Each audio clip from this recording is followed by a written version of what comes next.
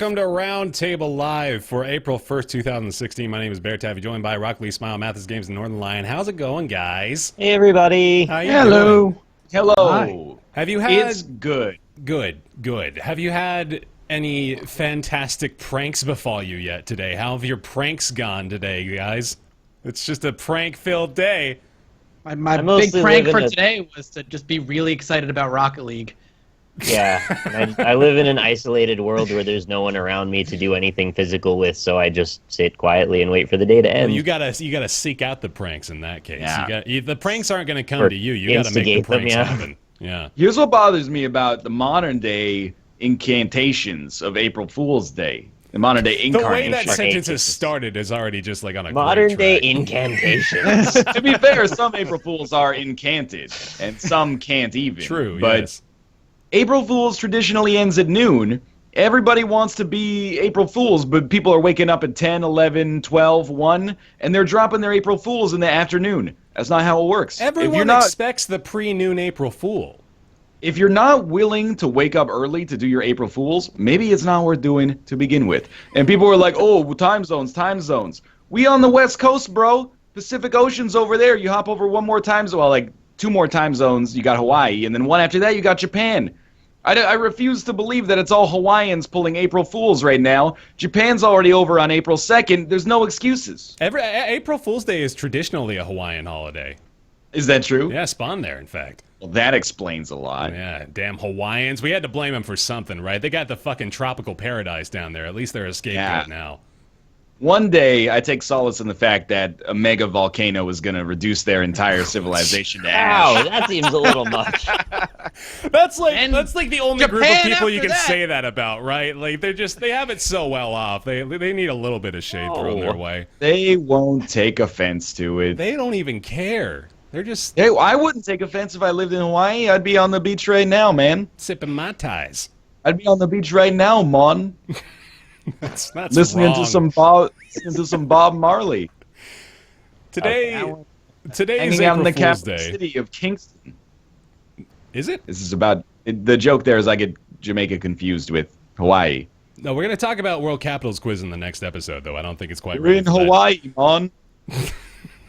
Just go with it. Today's docket, we're gonna talk a little bit more about April Fool's Day because it's fun. We wanna reminisce a little bit, think back to the April Fools of yesteryear when kids tried hard to prank and when it wasn't all these goddamn prank channels ruining April Fool's Day for the working class. So there's that. We're gonna go into a little bit of detail and depth about mobile games. There's actually a study done recently that we all perused, and we're going to talk about that to an extensive degree. The PS 4.5, a story that we alluded to last week, will finally get into the meat and potatoes. Potatoes. I guess. It depends if you're going paleo or not. Yeah, I suppose so. I was trying to lean toward gravy. It's meat and gravy is like that's the unhealthy diabetes version, I guess. Well, Meat and potatoes and gravy. So you got to go like 2 steps deep. if you're trying to get your like macronutrients right, what you actually do is just have like a 32-ounce steak and then 2 tablespoons of natural peanut butter next to it, and then that gets you right where you need to be protein and fat wise. Infused directly with kale, high in protein as well. Well, yeah, that's for one. When you get your carbs, you can have 2 spinach leaves, and that's that'll keep you going until tomorrow afternoon. The PS 4.5 on the docket, as well as Hyper Light Drifter just came out yesterday. Space Food Truck, we're going to talk about that as well. Forced Showdown, and probably a couple other ones will make it into the docket at some point. As well as Final Fantasy 15, big news coming there from Square Enix. That is, I don't want to overhype it like before we even get into talking about it, but this is a pretty monumental release. I mean, this is a big deal. So You said money mental. It will be. They need exactly. That's money the word mental they're looking release. for. And that's for the most part what we got going on today. I do want to start by sort of addressing like the best of the April Fool's Day pranks we've had so far today. And Google tends to do like pretty well, I'd say. I think Google may be the gold bar standard. Choose your next words wisely, Bear Taffy. for April Fool's Day prankage. I'd say. So in years past, for example, Google has had, you guys will probably fondly remember the Pac-Man Google Map charade. I do. That was pretty fun. What a delectable little joke that was. Indeed, yes. It was very tasteful. Google as well, I think they, well, of course, YouTube and Google have both done stuff. We had the Darude Sandstorm YouTube edition, which, God, I wish they had just kept that around. Because really, it improved. Like, the majority of my video catalog, I'd say, was improved with a little bit of Sandstorm sprinkled on top. I don't know if you guys experienced similar findings. I like a nice Sandstorm. Had some sensible chuckles at the expense of no one. Just some good old-fashioned fun. What's your top prank? What's your top April Fool's prank? I can't think of an April Fool's prank that I have found enjoyable. So we're all. Oh wait, hold on. Now, are we like? The tone has shifted. Do we have to decide? Are we like a 50-50 split here of the happy-go-lucky kids who think April Fool's Day pranks are just such a good old hootenanny fun time, and then we've got the cynical adults who think April Fool's Day is a waste of our important business time?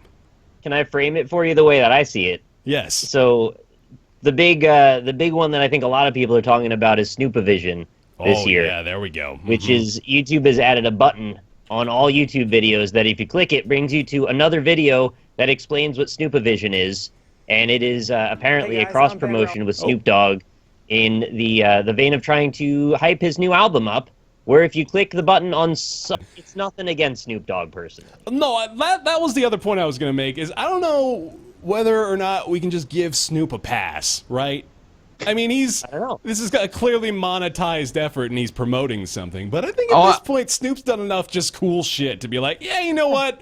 Fucking whatever, man. I'll buy it. He gets a pass. I don't know. Yeah, it's okay. What do you think? Snoop Dogg was also in that like hot or lean cuisine ad, right? With Biz Markie and Kate Upton about like, you got that buttery crust and that creamy cheese I love. Oh baby, like this is the dude we're talking about here. I harbor no ill will towards Snoop Dogg. I'm just, my thing with April Fools is like you're like, I rather than experiencing the joke, the headline is fine. I'm like, okay, Snoop Dogg talks to you in a movie theater. That was clever. There was the other one is like Witcher 3 makes a documentary about the horse in the game. And I was like, I'm not watching that. That sounds clever, like mildly amusing. No. It's like I already don't watch Saturday Night Live, Mad TV or anything like that. And then every joke on April Fool's is like a cut below a middle tier SNL skit. It's like, what if? Yeah, basically. What if in VR you had real swords? And I'm just like, well, you can have a laugh, but I don't think it's that funny. Like, I'm not saying it's not funny. Don't do it. I'm just like, I'm not laughing. Yeah. For the the only things I enjoy on April Fools now, like in our industry online, is IGN always produces a pretty high quality, like it's a what if thing, like fake movie or TV trailer that's produced seriously, and it has a little bit of budget behind it. That's always enjoyable to watch. Like this year's is like a Netflix Darth Maul series that would be coming. It's like dark and serious. The one I always remember is one from a long time ago. It was like the Legend of Zelda movie. That was, I mean, they just always do a really good job. It's not like, ha ha, what a prank. It's always like, oh, this is going to be April Fool's. We're going to get this cool little thing at IGN that's fun to watch for a couple of minutes. Everything else is like what Ryan, like I'm with Ryan where it's like, yeah, I don't really care. Could it be that we're just not seeking out the high quality pranks? No. We're just oversaturated. It's the same thing every year. We're in a world where every day we're trying to filter out all of the noise to get to any bits of actual information, and this is actually making the noise even louder. and it's also impeding in both directions in the 24 hours before and after it. So you don't know what reality is for like one day, and you're like, just give me the actual facts so I can get around. It's not like things are stopping today either, right? Like people are announcing actual legitimate shit in the midst of all this nonsense. That's not real, by the way. People that just saw the trailer for the Star Wars TV show. This is the IGN prank. Not that you're taking anything seriously today at all. At the very least, like at least corporate April Fools is better than like Facebook April Fools. I had like 10 people on my Facebook feed were like, oh, congratulations to us, we're pregnant. And then, like 3 hours later, they're like, I'm kidding. God, all of the comments are like, April Fools. It's like you didn't even get anybody, but you're like, April Fools. If you don't fool anybody with your April Fools, you should have to do like some punishment. Or something. Well, no, you should should have your community fooling service. card revoked. You should no Yeah, longer be that's- allowed to attempt to fool. You should have like 3 years no fools allowed. That would really help out. With Branded on your fucking saturation. forehead so we know. We can't think just there's, like like, these 4 people slide under the phases. system. 4 phases to April Fools, like that you go through as you're growing up. First is like your younger years, like something's on your shirt. Haha, gotcha, April Fools. Which, Then you by go the into way, high is as good as it gets. Because then you go into like high school, late high school, and it's like, oops, I'm pregnant. Just kidding. No, I'm not. And then college is like, hey, another reason to get drunk. And now our age. April Fool. Come on now. In high school, it's not funny to not be pregnant or to be pregnant when you don't intend to be. Nobody's laughing. That's at that. just horrible. And then we get to our age where we just don't give a shit anymore. Like, so when you get to the age where you can, like, conceivably accidentally become pregnant, you've already experienced too many April Fool's jokes for that to be an original idea. So you already know that Right. everyone's doing that. It's not allowed anymore. That's true. The holiday gets worse as you get older Oh, because you've already absolutely it does. experienced. Yeah. You know. Now, And I can only think- imagine how infuriating it would be if you had real news today. Like, what if you You can't announce it. What if you just spoke to your nephrologist and found out you have some glomerulon-related disease? You'd be like, oh, I have glomerulitis. And then they'd be like, oh, April Fools. You'd be like, no, actually, my urine smells like maple syrup. It's a real problem. I don't think the doctor's offices are really dealing with too many April Fool's pranks, are they? Are people trying to come in like, oh, my arm's broken. Fooled you, I'm gonna go. I bet like once a year there's one fucked up doctor I was gonna do that. Oh, God damn. that is like, hey, you're gonna, oh, yeah, we ran your blood test, you're gonna die. Oh, April Just Fool. kidding. We got Got you. him. That's a good YouTube channel, man. I would go get a fucking MD if it just allowed me the ability to freely prank people for YouTube, man. Like, that alone is worth the $600,000 student loan investment. Somebody's trying it right now, and we're gonna see how it goes. Absolutely. You know what, though? I will say a Friday April Fool's is kind of nice. Like, if you are in the corporate drudgery, that's probably, you'd look forward to it and be like, ah, that's a way to break up the week a little bit. A Wednesday April Fool's is like, where do you go from that? And the next day it's just Thursday. Yeah, this is like a half day when you're in an office, I imagine. Yeah, in the Casual morning, half day. your boss is like, oh, we have to downsize. All you guys are fired. Just kidding. Actually, Just kidding. There's a cake in the break room. yeah. You got a And on the cake it says, but for real, you're fired. But actually, there isn't a cake. Oh, Got him. You- An When you asshole cut it- boss who's like, hey, we're going to give you a huge promotion, great work, everything's been going really well, and then he Oh, emails no. you, haha, April Oh, Fools. that's even But worse then- almost. Attached to the April Fool's email is a crisp $100 bill. Nice. Oh, it's great. Nice. Except it's an email, so it's like a literal attachment. It's just like a picture of one. So Okay. this is what you can make if you didn't work here. Whose you guys name is hear- on that bill? Alfred Einstein. Nice. Alfred Einstein. Did you guys hear about the one Google did? Where there's this a second send button, and it's the drops the mic one, and it's a little GIF of a minion dropping the mic, and you never get any reply emails. I was reading a story that somebody replied accidentally using that button to a job interview question, and Oh they my couldn't find a God. job, and that ended that search right there. And I That saw the happened to picture one where the person, I buttons guess. the buttons were right adjacent to each other like that. Yeah. One was yellow, one was like traditional gray. If that's a real thing and they click that button, that's ridiculous. Why is that a thing?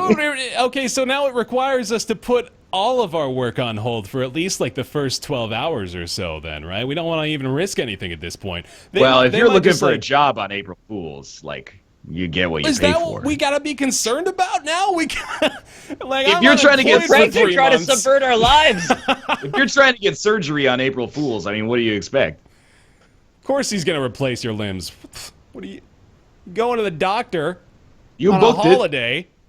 Dum dum. You guys are telling me Dummy. you're not excited for Worms Dating Revolution though? 'Cause, Ah, another good joke. I'd try it. I mean, It's a little visual too novel? real. yeah. The idea of Team 17 making another Worms game, it's a little too close to home. Yeah, it does.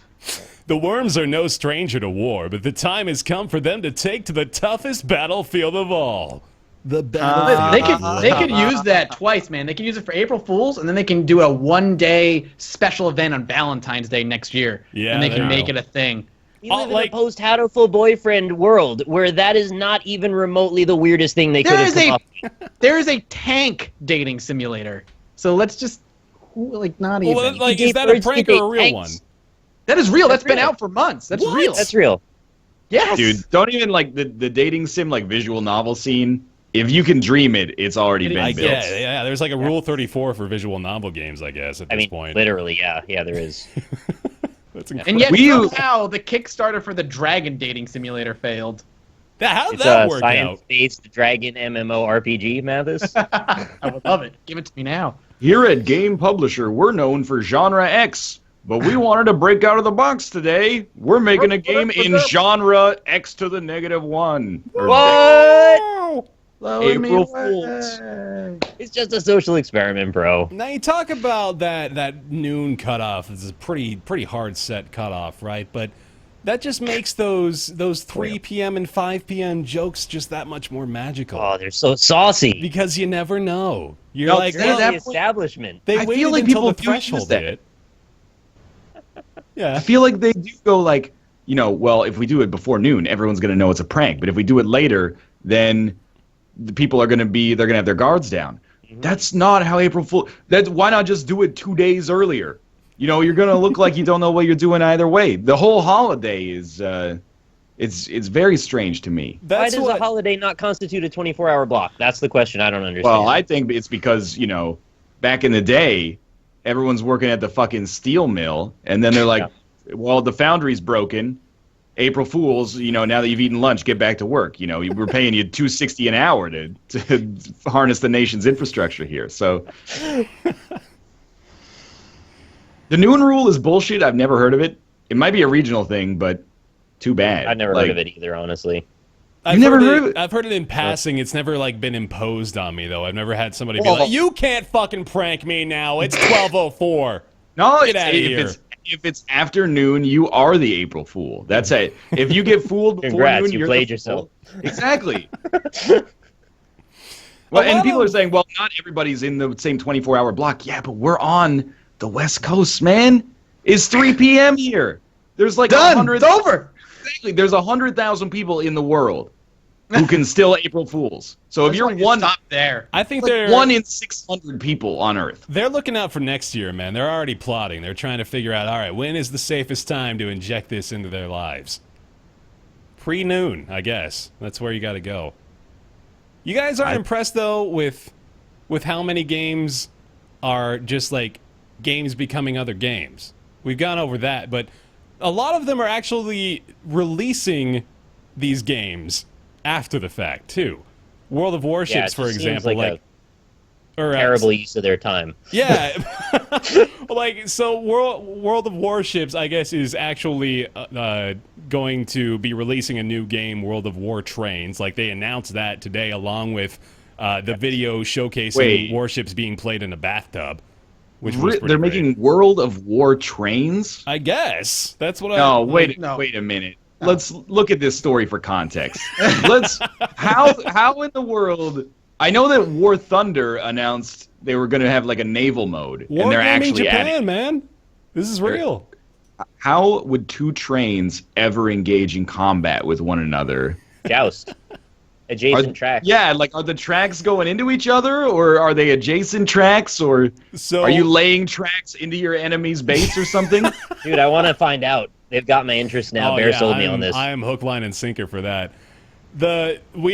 Basically all we have apparently is a promotional image from at Wargaming Japan, There's and no fucking way. Yeah, this there's is real. there's no way. Just because it rhymes with their other games doesn't mean that it's real. You saw Super Trucks, right? The trucks move when you move. Yep, I saw that. I did That's- see that. I Buster remember that. truck? Yeah. I mean, like Mhm. this is like Combined not with new. Super This Hot? This is just life on April Fool's Day now. This is Every just once in a like- while, one of the April Fool's jokes will come like to fruition at some point, like the Cho'Gall hero in Heroes of the Storm, one character, two right. players. That was something that was teased. I don't think it was for Heroes of the Storm; it was for something else. But they took that idea and put it into Heroes of the Storm. It was an idea that it was an April Fool's idea that they had for one of their games before. But for the most part, it's just like, look at how funny we are. Yeah. Like, we're in a world, though, where there's game jams many times a year, and you could just harness that creativity at a time that's convenient for you instead of having to impose it on the world against their will. Like, wouldn't that be better? I want to tell back a bit. Let's give credit to Tiny Build, at least, with Super Trucks. Like, that's a real game. You can actually, like, I'm playing the trailer here, but you can download this and you can play it. So, I mean, Let's move when you move. Let's give them a little bit of credit for the actual effort That put into is that, right? like, actually, to avoid being completely cynical, if you're willing to go to the extent to actually make something for April Fools that is not just like, I'm subverting your expectations, but actually I'm not. I'm just doing the same thing I always do. But actually, buy Snoop Dogg's new album. Oh, yeah. Buy a album, though. Use Snapchat. Untitled. We're all being paid a tremendous amount of money to say these things. That's the April Fool's joke today. This whole thing is sponsored by Snoop Dogg. Yeah. The joke is, it's not for me. Right. No check Look, here. I think there are a few cool things that come out every year at April Fool's. I just think there's fucking too much of it at this point. It's just like you have to, like you said, dig for the actual news. If I want to like read something that's going on, it's like, well, I have to triple check now. Is it a joke? Is it real? Right. And the goal is to pass the test so no one can tell that it's real, right? Here's so, the like, problem. That makes it worse. If you want me to celebrate a holiday, you have to give me, assuming like I worked in an office, you have to give me the day off work. Yeah. That is my principal problem. April Fool's Day, I'm not gonna go to work, play pranks on my coworkers. If it's that big of a deal, give me the day off so I can play pranks with my friends. Halloween, put on a costume, come to work. If Halloween's a big deal, give me the day off work, you know? And the big one is fucking St. Patrick's Day. I like, unless you're actually celebrating the legacy of St. Patrick, then give me the day off work if it's all about getting shithouse drunk. Otherwise, it's like, well, we're half a holiday, half not a holiday. And I'm like, you know what? Save that shit for Easter, you know? I'm ready. I had a good Easter. But these half-assed holidays, I cannot abide. There is not quite so divisive a holiday, though, I don't think, that exists as April Fool's Day. I dislike Halloween more than I dislike St. Patrick's Day and Halloween more than April Fool's Day. The older Really? I get, the Wow. more I definitely dislike Halloween because, well, I mean, it's sort of just by design of the holiday. The older you get, the more likely you are to be stuck with the duty of handing out candy to kids. That's not fun. Turn your It's light a off. task. That's like I Turn your gotta light spend off. like 50 fucking bucks on candy. Stand in front of my door. I'm not the light off house either, man. Fuck that. I was Everybody going to say, hates you just that turn your house. light off. that's You That's don't your do own that shit. fault then. That's even worse. I live in suburbia, man. I'm not getting away with that. These kids, they know I live here. They know how young I am. They know I ain't got shit to do on Halloween night. They're gonna knock at my door until the fucking cows come home. Like I gotta give out candy, man. Halloween. Maybe I don't like necessarily Halloween. Maybe I like the season of autumn a lot, but I don't I'd separate Halloween from autumn, please. yeah, they kind of like intertwined. But I think What are you talking about? When it becomes September Celebration 1st, of autumn. when it becomes like September 20th, you're not like, oh, Halloween season. I love feel like- Halloween when the no. leaves are falling. Well, the I'm with decorations Mathis on start this. going up, and like you see the skeleton spooky Halloween decorations. I Yeah, enjoy that. Yeah, he's right. There's probably like just a seasonal divide of holidays, and Halloween is definitely the one that has the most thematic elements associated with it. That's so the there's so much. crescendo to fall. Right. Yeah, so What are you you- talking about? Thanksgiving is the crescendo to fall. No, No, that's that's like the decorates ending for to fall. Thanksgiving, though.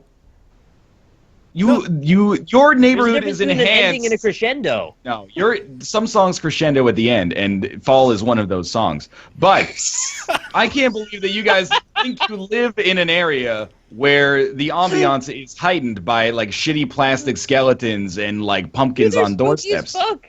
So spook. All right, so we just have a different in taste there. I just don't think April Fool's is really all that great. I may also have a bias maybe because like April Fool's I've never really celebrated. It's my dad's birthday, so I always celebrate that. Oh, that's more than I the celebrate worst. Oh no, Yeah. poor guy.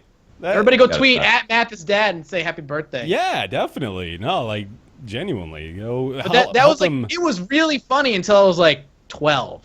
Yeah. Like, and it was like, all right, just my dad's birthday now. My dad's birthday happens to be on Halloween, which is weird. So we have that interesting little Yeah, you love thing there you tying us go. together. My dad's birthday is on Bastille Day. Nice. Everybody's dad's birthday is on a weird holiday. No, My you know birthday's why? on Pearl Harbor Day, so I'm sort of in that same group, right? Every day just has a bullshit holiday associated with it. Like Pearl Harbor Day. What is that even? Oh man, we should change topics. Let's go. Let's talk about some video games every once in a while. But should Harry Truman have agreed to drop the atomic bombs on Japan? So what's the next topic? I've been dying to know. Not what that your thoughts we're. are. I mean, we joke, but we're kind of going into territory where there's probably a lot more chance for vitality, or what's the word I'm looking for? Vitriolity. Yeah. So, this is a study performed over on Slice.com. They appear to mostly specialize in gaming and market studies done for those sorts of purposes. They have performed a study on mobile games and free-to-play games. We're going to be looking at a couple of charts here, but for the most part, we are curious in this little chart right here, showing us the top 25 mobile games in respect to spend per player. And here it is right here. Topping the list, by far topping the list, by the way, like twice as much as the second most spend per player. That's a weird measurement to have to qualify, but... Yeah, are we sure that this is not what they're spending to acquire a player? This is what the players are spending in the game? Because I could believe it either way, given the number of Game of War ads on television. But yeah, no kidding. I mean, well, clearly now we see that there is... method to the madness as far as the amount of goddamn advertisements you see for this stuff. So Game of War, as Ryan mentioned, probably a mobile game that if you haven't played it yourself, you've probably at least heard of. That's not the Arnold Schwarzenegger ads, is it? I think that's a different game. No, that's Mobile Strike. Yeah, that won't be out until next year. Like the data won't be out because I think it's recent. Mm-hmm. But, yeah, so we got Game of War up there, Summoner's War, Big Fish Casino, free slots. Where are my Big Fish Casino players at? Castle Crash, Brave Frontier, you know, pretty expected stuff up there in the top 25. You got Boom Beach, Clash of Clans, Candy Crush a couple of times in there. Minecraft, Kim Kardashian Hollywood. Oh, yes! $80 per player, man. Honestly, like, once you get down there, I'm kind of like... If you pay $80 a year to play a game, that's not that bad. No, not really. Even like, I mean, it's obvious. You know, if you take it logically, would you rather pay $80 a year for Kim Kardashian's Hollywood or The Witcher 3, $60 once? Right, that's a pretty easy decision to make. But I could see how you'd be like you're basically throwing like $7 a month at Kim Kardashian's Hollywood, or probably more accurately, like $50 a month and then never playing it again after like 2 months or something. But like that's not that crazy to me. What is crazy is the Game of War at $550 a year, and also free slots at $230 a year. Free. Like, right, hold on, real quick. I want to see on this list how many of them include the word free. Just real quick. I think it might only be a couple. I think it's just a two, or like the there. Sims free. But I feel like, can someone illuminate me? In free slots, do you actually pay money to get more spins on a slot machine that gives you virtual money? Is this actually where we've... Like, my hunch is that could not possibly exist. But I also can't think of any other monetization unless you're buying hats for your slot puller. Like, right. or I got the wizard hat on my slot puller. Oh, yeah. That's almost as plausible, isn't it? Giving it the magic so it's luckier. Yeah, man. It's not like they can give you a payout in actual money, so that's pretty much off the table because gambling rules vary per state and per country and all of that business. So, goddamn, casino that would be the one way you could understand that working out. Minus that, I don't put it together. So like, I think you might be buying spins to win fake money. Yeah. No, that's like literal leaderboard, maybe. So there's a lot of different parts to this discussion. I think the one of the, as we mentioned, more vitriolic conversations could be swarming around the idea that, yes, exactly, this is a slot machine put into a mobile game that is charging people with microtransactions to win fake money. Like, that is... enlighten us again, please, if there's anybody in chat that actually has this, because this is all just our speculation and logical reasoning based on what we know about slot machines and free mobile games. But yeah, that more or less is what it boils down to. And that's sort of horrifying. So there's another point that sort of corresponds to that if we go down further in the study here, for the fact that 10% of mobile gamers account for 90% of revenue from in-app purchases. Yeah. You guys have seen the South Park episode about this, actually. Weirdly enough, they were pretty much on the money as far as this stuff goes. Yeah. They basically nailed it. So as you can see by the graph, the data shows 10% of mobile in-game purchasing population accounts for 90% of all the gaming sales. So, like, very few people are spending just a shitload of money on these games. And that's how they make most of their money. There's not, like, thousands of people each spending a couple of bucks on free slots, Big Fish Casino. Like, there are, obviously, because they've got an average there, but the reason those averages are so high is because you have those people spending upwards of like $1,000, $2,000 or $3,000 a year on these games. And I have my speculation about how that occurs, and I'm pretty sure there's a pretty direct correlation between that number and the number of people who have a proclivity toward addictive gambling. Yeah. And they're psychologically encouraging these people to fall into a pattern that is unhealthy for them. Which I find quite reprehensible. They don't give a shit about the people. They just give a shit about their money. Yeah. And now I know... Sorry, go ahead. Yeah, I mean, it raises an interesting question, which is like, I mean, games are designed usually. I mean, this is contentious in and of itself, but let's take this as true. Games are designed to make players have fun. Designing a game that manipulates a player's psychology so that they're having like the maximum amount of fun after they spend money is not necessarily designing a game that is not fun. In a way, like, here's what I'm thinking about. Like, the free slots game, you're like, well, you're spending real money to win virtual money. But then I'm like, well, in like Miitomo or something like that, which is, I guess, relevant, timely here, you can buy plays of like the Plinko machine to win in-game items, but because it's like divorced from in-game like virtual currency, it almost feels like it's somehow less weird in a way. Yeah.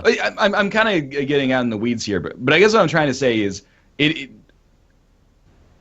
is it exploitation? I mean, I guess my feeling is yes, but I can tell you why you feel that way, and I think it's because once you get one step further away from virtual currency and that isn't in play, it feels like you're not going to necessarily get strawmanned into believing this currency could be real, right? Okay, it feels like you're almost to that step of going, all right, now it's real currency. Now we've got you in the trap, and you're ready to go. You're primed to spend actual money. This way, it's just a game mechanism. It's just mechanics.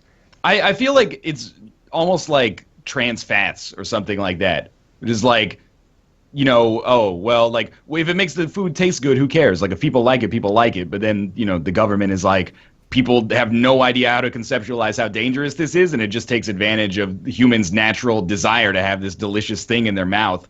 So, like, we have to regulate it to some extent. Like, that is kind of where I feel is, like, people can't help themselves. So maybe there should be some regulating body to step in so people aren't spending $5,000 on I don't know slots. if I'd go that far. I mean, like, that gets into some sort of Orwellian territory where we ask ourselves, where do we draw the line in allowing people to cut off our ability to spend our own money or stuff like that, you know? Like, I think people would probably find areas of contention there.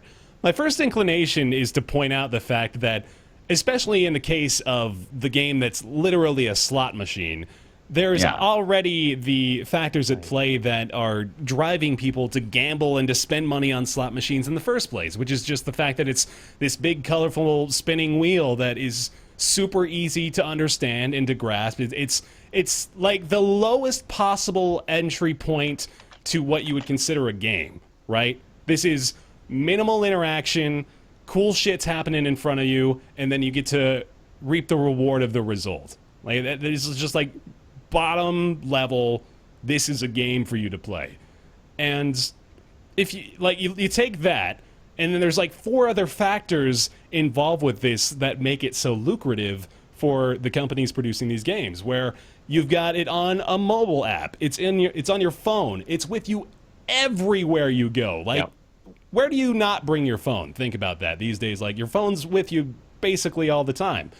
You like on the bus in a boring meeting, like there's just people pulling out slots, maybe spending like $1, $2 a day. They don't even think about it. It's nothing. And you've also got the fact that it is that simple. Like people spending money in these apps, they're either like, as you mentioned, they're going through those weird third-party currencies and made-up values for shit that we'll probably even talk more about that. But on top of the fact that they even let you do things like adding it to your bill. Like, you can add $1 or $2 purchases on microtransactions to your bill. You don't even have to think about it. It's just the most mindless thing of, oh, fuck yeah, that's $2. I'll add that to my bill, no problem. It's nothing. Comes out of my bank account anyway with electronic billing, so I never even have to feel bad about making the purchase. Right. Man, this is sort of a tangent. I don't even see 99% of the money I make these days. Like, I have no idea where it is. It's just this ethereal nothingness that I move from place to place every now and then. But this is like even a step above that, to where you don't even feel a responsibility because you're almost not spending anything in the moment. It's just a whirlwind. It's easier to get somebody to throw away $2 at a time than it is to get them to throw away 60 all at once. Yep. Yeah. I would Do rather you agree that it's exploitation, though? Do you think it's going too far in that regard?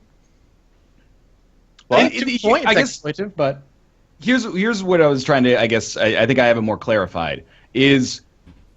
I guess it's exploitation because I feel like it's exploitation, at least, because what's driving the gameplay loop is trying to get people to spend money, as opposed to if you're designing like a retail release, like a AAA game, you still want to exploit human psychology to make it fun, but you're doing, like, the exploitation there is for the player's gain, I guess. Like, the better you make the game, the more they're going to enjoy it. Whereas for a mobile game, your profit is also directly tied to how much you can actually squeeze them.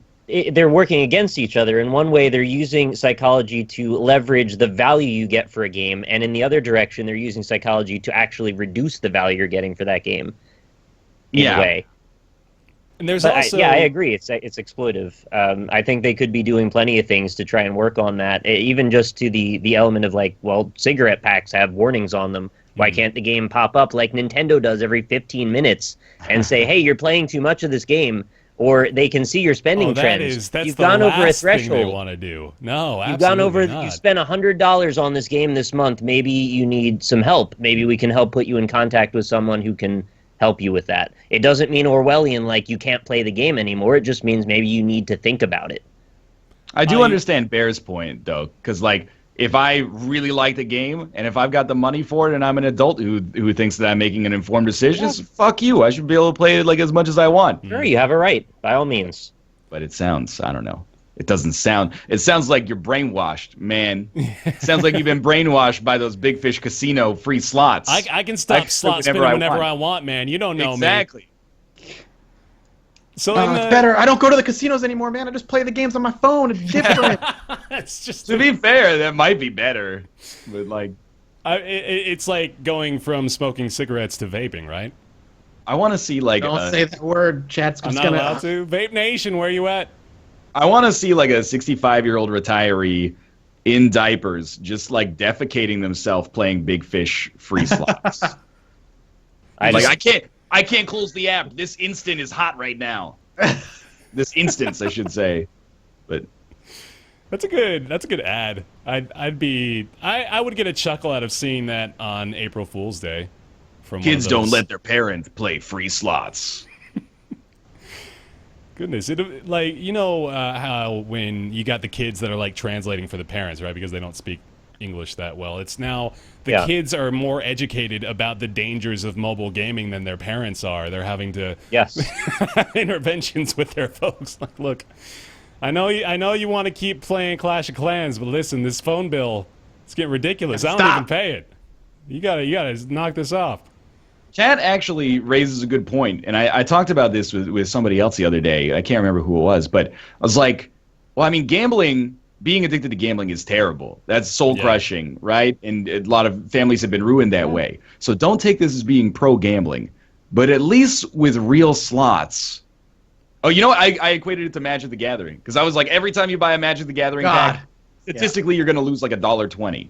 If you put like $20 down on red or black at the roulette table, statistically you're only losing like 80 cents a spin over a large enough sample size. So it's like, that's how I feel about the virtual slots, is like, why don't you just actually do low stakes gambling?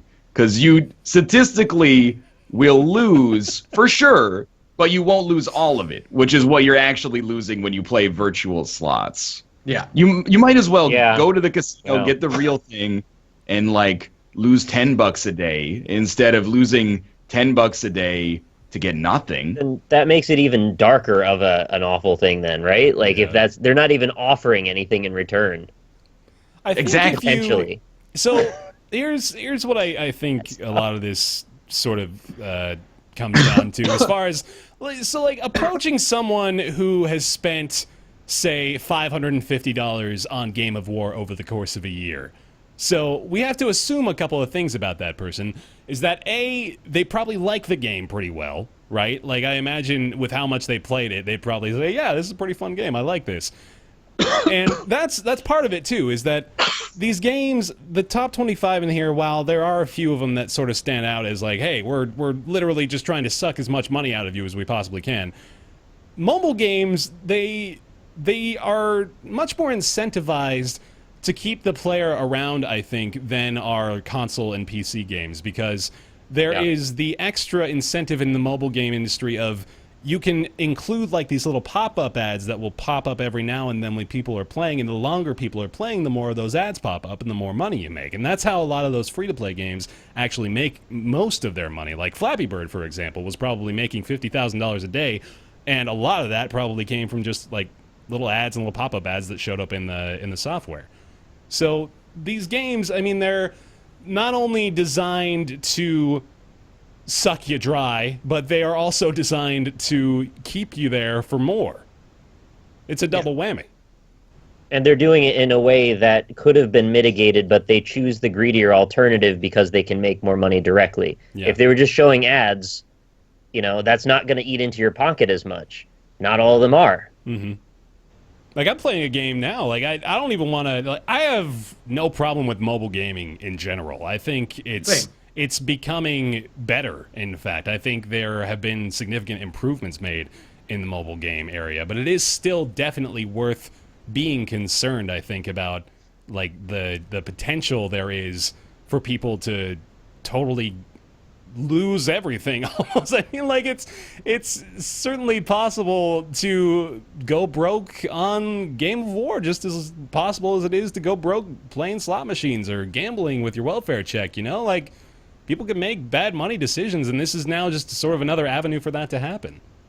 I do like what you said, like, this isn't meant to be like an anti-mobile games discussion. Mm-hmm. We're talking about it specifically within the context of these top 25, almost all of which do kind of function on this loop I'd be cycle. interested to see where, in particular, next year, like, the game I'm playing right now is by the people who did Clash of Clans, Clash Royale, which, in my opinion, like, I'm having a ton of fun with it. I haven't spent a dime on it.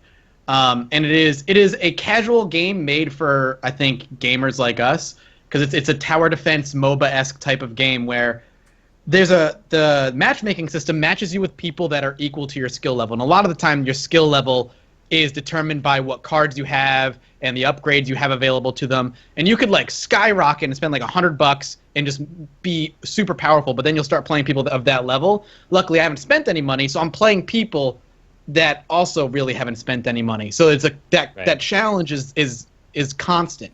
So you might not have the best cards in the deck or in the game, but you're also playing the people who have the same cards or similar powers to you, and it does a good job at making me feel like I don't have to blow a ton of money on currency or special chests or whatever it is. And there's a really good community aspect to it too. Like there's incentivizes giving cards to your friends. Like I'm in a clan right now, and every 7 hours you're allowed to request one card, and people in the clan can give you that card essentially and help you level up that card. And that stops you from blowing a ton of money as well. So it's fun. I like it a lot. And I think those types of games have a place, at least for like gamers like us, within the mobile market. Definitely. Like, I think it's silly to have the stance of mobile games aren't real games. Like, at this point, it's not even true anymore. And on top of that, there's more mobile gamers than gamers. by far, like, not even just percentage-wise. We're looking at it right here. There's a crossover of video games chart we're seeing on the slice page where 43% of reported consumers only buy mobile games and don't play traditional console and PC games. There's the 37.8% that says they buy only traditional console and PC games, and then the remaining 19.2 say they buy both. So out of that, we can say, like, there's only less than 40% of the people in this study that are like us. That, well, okay, so we shouldn't even say we fall into the exclusively console and PC game category anymore. Like, I certainly don't. I have now played games like The Room, like Hitman Go. There's been, there's like a couple of other mobile games. So yeah, I Fallout Shelter. Yeah, exactly. Like, there's been some good Nico stuff. Atsume. Yeah. A game about collecting cats, which is actually Everybody very plays that deliberately- game. I haven't played it yet. The two main things I play on my phone are Nico Atsume and Clicker Heroes, both of which are very deliberately designed Skinner boxes for the express purpose of psychologically keeping you in that cycle. They also, though, have no problems with me because they don't incentivize or force any actual currency transaction. You can very easily get by just simply waiting for things to happen or watching an ad. I know Clicker Heroes has the option, I can't remember if the other one does, of buying things with real money, but I've never used that option, and I've been able to play it just fine without it. So as long as you give me that option, we're cool. I'll watch ads, no problem. Just don't try and reach into my wallet. Yeah, for the It's not even just mobile games either, but like free to play monetization on PC. Like, I'm guessing we probably won't talk about it on any of the roundtables, so I'll just say that I've been playing like Orcs Must Die Unleashed, and the amount of grinding you have to do in order to actually unlock stuff in that game for free is ridiculous. Like, it is designed in such a way that it is, unless I'm missing something, which has been known to happen, it's designed in such a way that basically if you ever want to get a decent amount of stuff, you have to pay money for it. And I just, like, I've kind of come to the point where I'm like, there's a lot of games out there. Like, I just resent it, and it makes me not want to invest in it. Say, like, when people are like, well, you can unlock everything with real money, or you could put $7 in it. I'm like, well, there's a third choice, and that's I'll go play something else that I feel like has more respect for the game itself than it does for just trying to monetize it, which is a shame because it is, like, mechanically really fun. But the way that the loot, or as Nick put it, the Skinner box works in the game is a little bit less like immediate gratification, I guess, but still is like, it's almost impossible to get to the point where, like, I want to play it because mechanically it's great, but I'm like 100 games to unlock a hero. Okay, see you in May. Yeah, right? exactly. I feel like we really need to define the word forced when it comes to whether they're trying to take your money or not, because yes, no one is forcing you to play the game. No one's forcing you to spend money. It's a word that has come out of a bit of hyperbole, but it's the way they treat players with respect or don't, and the way that they structure the experience that leads you down a path that feels slightly exploitive. I don't even know the right way to say it, and if you can elaborate, please do. No, that word respect, I think, is probably integral to the conversation, and particularly respect of the player, and not just in terms of gameplay and how you actually proceed through doing things. Like, I'll give you an example. I have a game on my phone right now called Infinity Loop, and it's a really simple puzzle game. It's all just about, like, rotating some patterns and paths and trying to get it all to connect so that it all makes one big loop. And it's a very simple puzzle game. It's purely a mobile game. It works great. And it just has these non-intrusive ads that pop up in between every few levels that are not, like, trying to deceive me. They're just like, hey, this is an ad. After this ad is done, you can play some more of the game. Like, and I'm like, cool, all right. You made a few cents off this cool game that I bought, or that I got for free.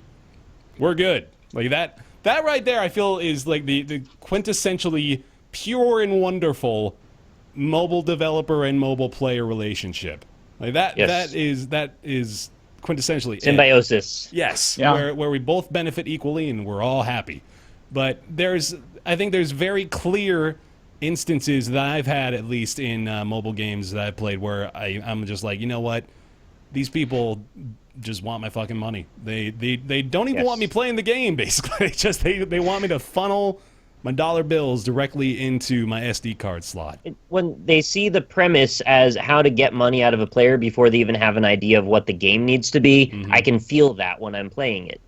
It just comes through in all the design decisions they make. And there's a lot of people that very cynically manipulate people and make games around that premise. It comes up all the damn time. And how do you not when you see numbers like this, right? When you see a Yes, chart that's the that problem, says people are like, average spend per player. Average spend per player for this goddamn game. I feel like we haven't reiterated that enough. There's outliers that go way above that if that's the $550. average. Yeah. That's the crazy thing, I think. I mean, you could. It's not a perfect math, but it's kind of like you can approximate it. If 90% of players never pay anything, then that means like the average spend per player on Game of War, if you include everybody, is still around like $5 per player, which is like, consider that game probably has like tens of millions of downloads. Like, that is crazy. And you then know, you think you're a company that actually makes good games, and then you think then you can expand, and then you become Zynga, and you crash when you try to do something else. Yeah, I wasn't going to call anybody out particularly, but there you go. Oh boy! Then you also have the Konamis of the world, which are saying, you know what, fuck games, let's just make pachinko machines, you know? Pull the lever. That's just Japan in general, though. Like that it's more lucrative. Their gambling, pachinko, is more lucrative than their gaming. At least for Konami, it was rather. The gambling in like the mobile gaming scene is much bigger in Japan. Ryan, you were just there. Like, how much was prevalent? Like pachinko, gambling. Pachinko and slots were everywhere. Like, there would be situations where there would be like multiple like slot and pachinko parlors across the street from each other, just like in what was otherwise a mall. And you're like, well, okay. It's like a little miniature Las Vegas inside of this mall. They replaced their food courts with pachinko courts, right?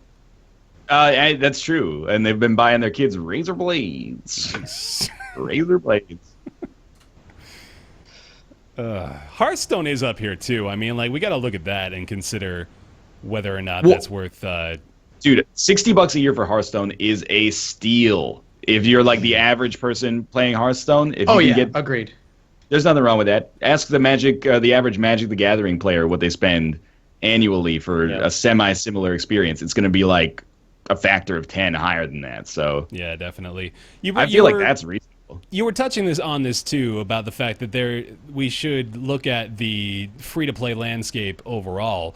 And we were even discussing this before. League of Legends, I think, has sort of opened up a lot of people's eyes, whether it be for better or for worse, in regards to the revenue potential for these free-to-play games. And I think we're probably starting to see the end of the deluge of MOBAs in particular that are now still trying to capitalize on that. Because League of Legends, I don't know if they've ever disclosed any actual statistics on earnings per player or spend per player averages, but I imagine it's probably even higher than Game of Wars is, as far as, you know, the 10% of 90% rule goes. And that, while that certainly isn't anything I take issue with either, in fact, I think League of Legends probably has one of the better microtransaction platforms in free-to-play games. Knowing full well, being somebody who had to resist the urge to buy things in that game multiple times and successfully did so. But it was, I never felt, while I was playing League of Legends, like I was being pressured in any way to buy anything. And that, I think, is like a critical component of why they were so successful. From day one, it seemed like they never really had the intention of trying to dupe anyone. It's all just this aesthetic stuff that says, yeah, this is here, and while it is certainly tantalizing for people to get it, because that's, you know, that is the point. They don't not want people to buy it, obviously, but it's never really felt to me like they were trying to shove it down my throat. And I think a lot of corporations would see that model as a weakness of their strategy and how they implemented it. I think there's a lot of people that would go, well, they did it wrong. We could do it a lot better. League of Legends would be making way more money than they are now. If we ran it properly. And now we're transitioning into an element where MOBAs are all becoming these class-based first-person shooters for some reason, and they're probably going to take a few more stabs at that model. And maybe one of them will hit it. I don't know. I would disagree that LoL does it well. Yeah, you've been biting your lip for a few minutes here. LoL is designed to take your money with the way that it does heroes, runes, talents, runes in particular and skill points and all that other shit. Yeah, the runes are a little bit worse. I was A little mostly bit. It's focused about, like, the necessary skins to. and stuff. It's utterly necessary to keep up with the meta to go about runes and stuff like that. Like you're nuts. You're wrong. You're just wrong. No, I'm not. I am not. I'm if you are going to to keep up with the meta, if you're gonna keep up with the meta and play along and like to be as optimal as you can, you have to keep up with the runes. If you're playing casual, fun, lol with my friends, different. But I have to sweat our runes. Runes are things that will tell your damage. They're basically just like little statistical buffs, more or less. Think of it like talent trees, essentially. Yeah. Mm-hmm. And you you're can paying they're for IP points in to a do talent it. tree? All right, so it's saying it's IP, but let me give like the most basic breakdown possible of the rune system because it is important. Like it is all. I to take your money. You can buy these little. They're called like glyphs and marks and something else, and they are just tiny little statistical bonuses. So that when you add them all up, you can add like 9 marks together to get something like an 8% attack damage bonus. So Yo, that's huge, man. yeah, but that is like all of the marks you have, and everybody has marks, right? So you do have to buy the runes with the influence points, or you can buy them with riot points, which are the real actual currency. Yeah, people are saying you use IP or RP. You buy RP with your money, and then you can use it. Yeah. That's what it's The designed 1 degree to of do. separation is enough to make people forget money was involved. Yeah, it's all designed to take your money. Out of all the MOBAs, in my opinion, it's the worst offending free-to-play one. With the best, and obviously the one that you want to follow is Dota, because it's just free. There is no... Okay, but Bear completely disagrees, though. I played... So like, you can't use RP for runes, Bear? I thought you could. I'm pretty sure you can use RP for runes. I don't Maybe know. not I even- haven't installed the that's game in saying no. years. That I says you thought- can't a lot of times. Oh, well, there you go. All right. But You also can't say that League has a better free-to-play model from a consumer perspective than Dota. Just because it doesn't get better than what Dota offers, Correct. which is That is- just everything mechanical is free. The only thing available without getting it for free is in-game skins. I'm still contending your assertion that it's impossible to keep up with the meta without proper rune allocation. I feel like that's a lie because I feel like I did it. Like I contest that on the basis that I am literal evidence against your theory. And that's like all I have, but I don't know. I never felt as I was playing League like I needed to spend money to keep up. That never crossed my mind. So, okay, so here's where you get the money. You need IP to get to runes, correct? Which is Yeah. the only thing you can earn. The way you get more IP, you can't buy runes with RP, but you buy IP boosts in League of Legends. That's Yeah. where it is. I'm looking right now. And you buy, There's a way. I'm pretty sure you buy rune pages as well. That might be what we're thinking of. Like, Do It's been a rune long time. pages give you can have access to the multiple rune? specs. No, so you can have multiple specs. yeah. So you can be like, I use this rune page for this subset of heroes. I'll use this page for this subset of heroes. And then you buy more rune pages so you can have more builds to play with for other heroes. So you IP use it is what you Glad use I to buy avoided all this runes. shit. Yeah, Yeah, you don't want to get involved with this. Christ. IP is what you use to buy runes, and then you can spend your money to buy IP boost, which will gain you more IP per game. Yes.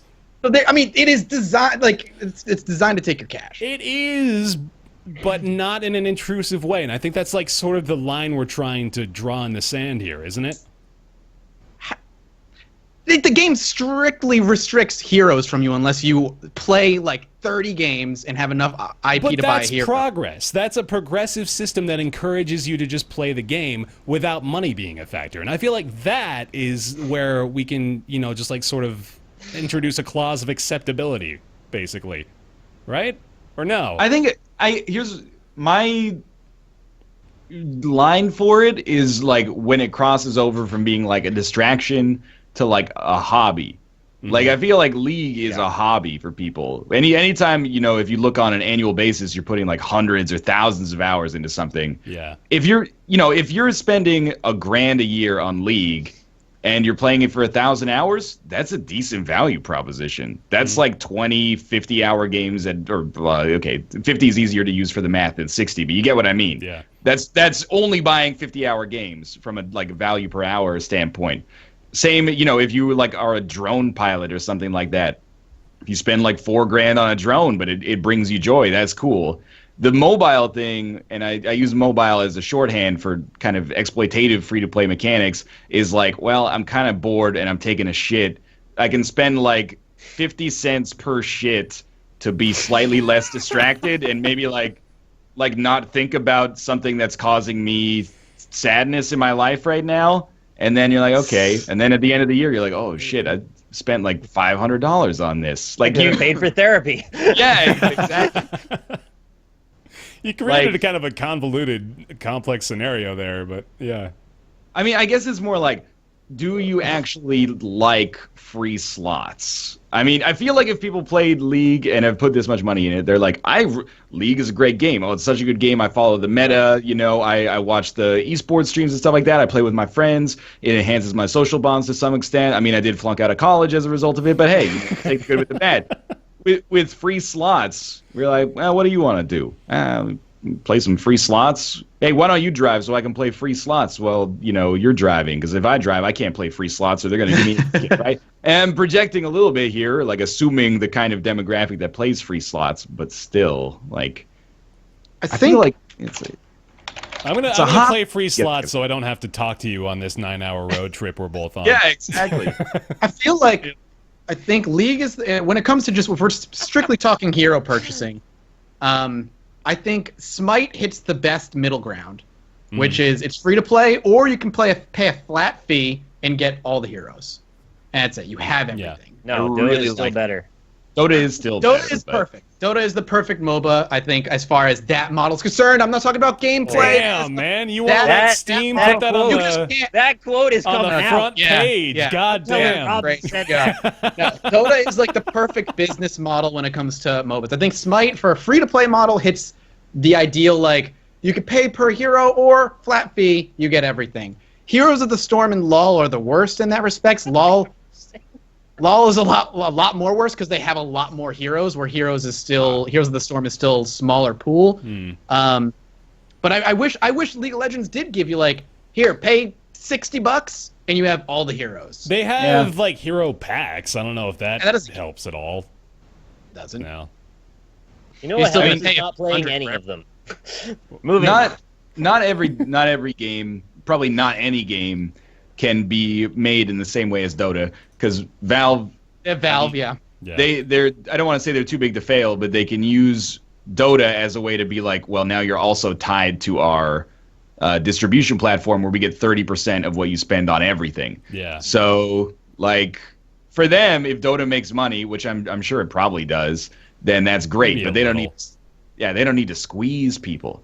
And they do stuff like have the players finance the prize pool for the tournament, which is like genius, man. If you can people are happy to pay the actual prize pool themselves for the tournament, fantastic. And it all ends up being gravy for them. I mean, they pay the organizational costs, of course, but either way, like, I mean, I don't expect every game to be like that, but some games are way too egregious. Like, I don't know, in Orcs Must Die Unleashed, you don't start with any heroes, but you can play as like 5 or 6 of them, but you get less experience with them until you craft them or purchase them. You know, so you own nothing when you start, which feels like League really of Legends bad. does also have the free champion rotation. Like, I don't know why I'm even trying to fight for them at this point anymore, but it is, I don't know, maybe little things that I currency- could persuade you with. The one most important currency that people often overlook is the currency of goodwill. The amount of respect that you show your players will be returned tenfold if you're talking about a community like Dota. And that's a lot of the time how these things can work out to be mutually beneficial. So I think the more that these developers respect your viewership, player base, whatever you want to call it, the more likely it is that they can turn this into a snowballing thing.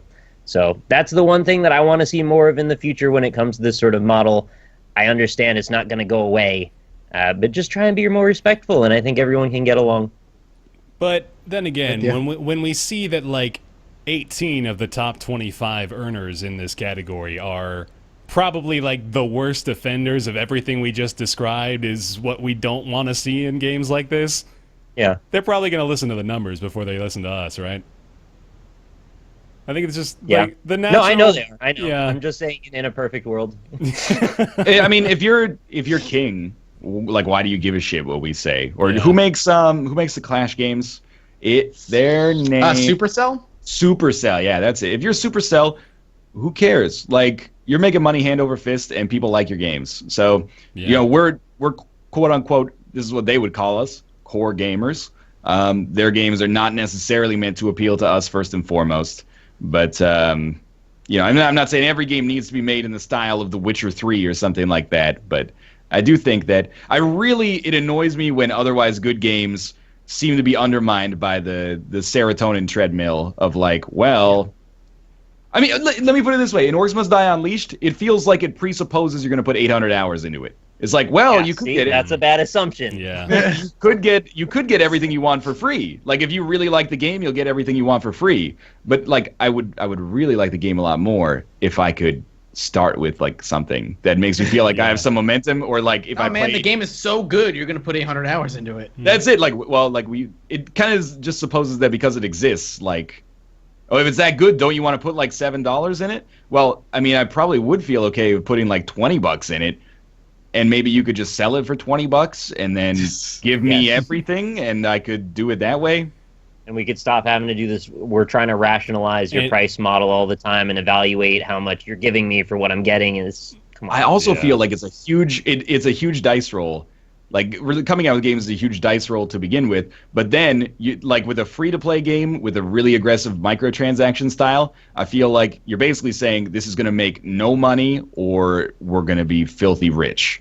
Like, I don't know if there is a middle case scenario that happens with regularity, but anyway. Yeah, well, that's sort of another interesting point. Like, worth mentioning the fact that there is such a huge drop-off.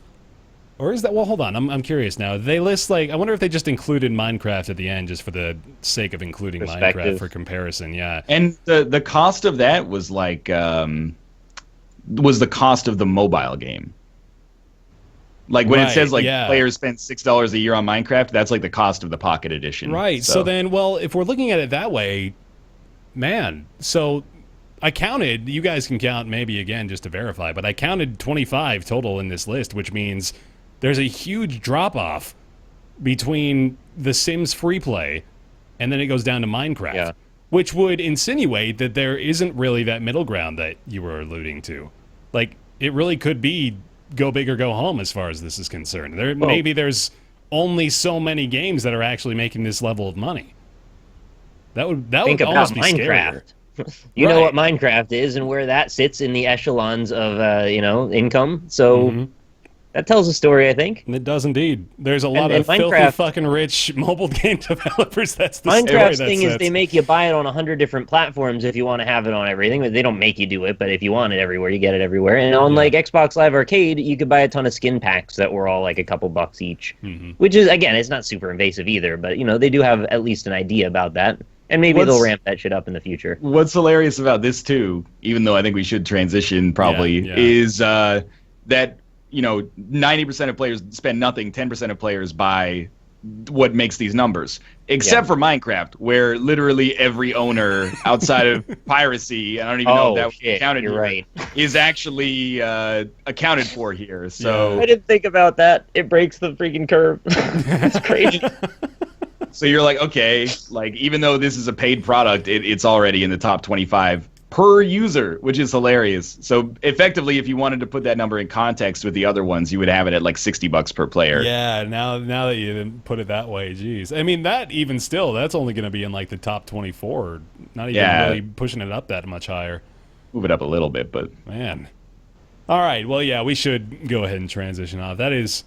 It's very fascinating. I was really happy to see this info because I am really curious to see where this goes. I think mobile gaming is just a whole new fucking ball game, man.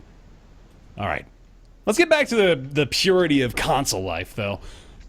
Here we go with the PS4.5, as it is colloquially being referred to. Sony has sort of hinted, sort of gone through the underground viral marketing grapevine of alluding to the possible release down the road, probably later this year, of a PS4.5. Now, this is probably not that startling to those of you who have owned PlayStation consoles in the past. I think apart from the PS1, they provided a remade and smaller version of every major console release they've had since the original PlayStation came out. The PlayStation With the 2 same was, specs. yeah, more or less. Like, so the PS2 had the big fat PS2, and then followed up with the PS2 Slim a couple years later. PS3 came out, was big and fat, and then a smaller one came down the road a couple years later. We got the PS4 just came out a couple years ago. It's about time for a smaller version, wouldn't you say? I think it's about right down the pipeline. There was a slim PlayStation 1, by the way. Oh, there was? Yeah, there was. There was a mini PS1. It was a little bit more bulbous, but smaller. That's good. And there was actually a third iteration of the PS3, which looked really weird and had like a slidey mechanism. Yeah, wait, no, I think I have that one actually. Oh. Yeah, no, Yeah, I think that was there the was Gen 3. That was a weird one. Yeah, so there were 3 PS3s then. Shit, that is even more damning. So the rumors swirling around this right now are there's a few focal points. The first one being 4K.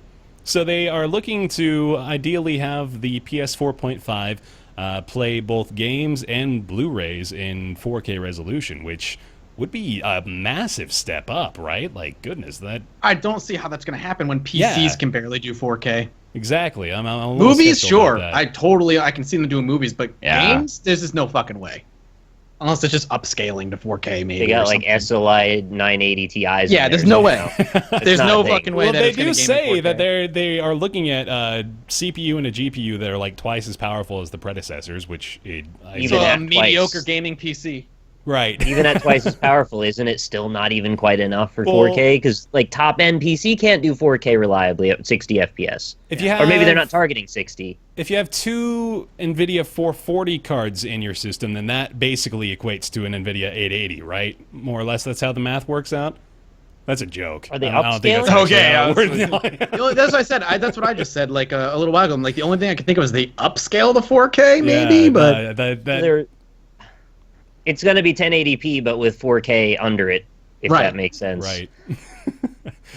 Sorry, this is really awkwardly complicated. Yeah, no, it is. So the other focal points, the PlayStation VR, of course, is probably going to be incorporated quite heavily into it.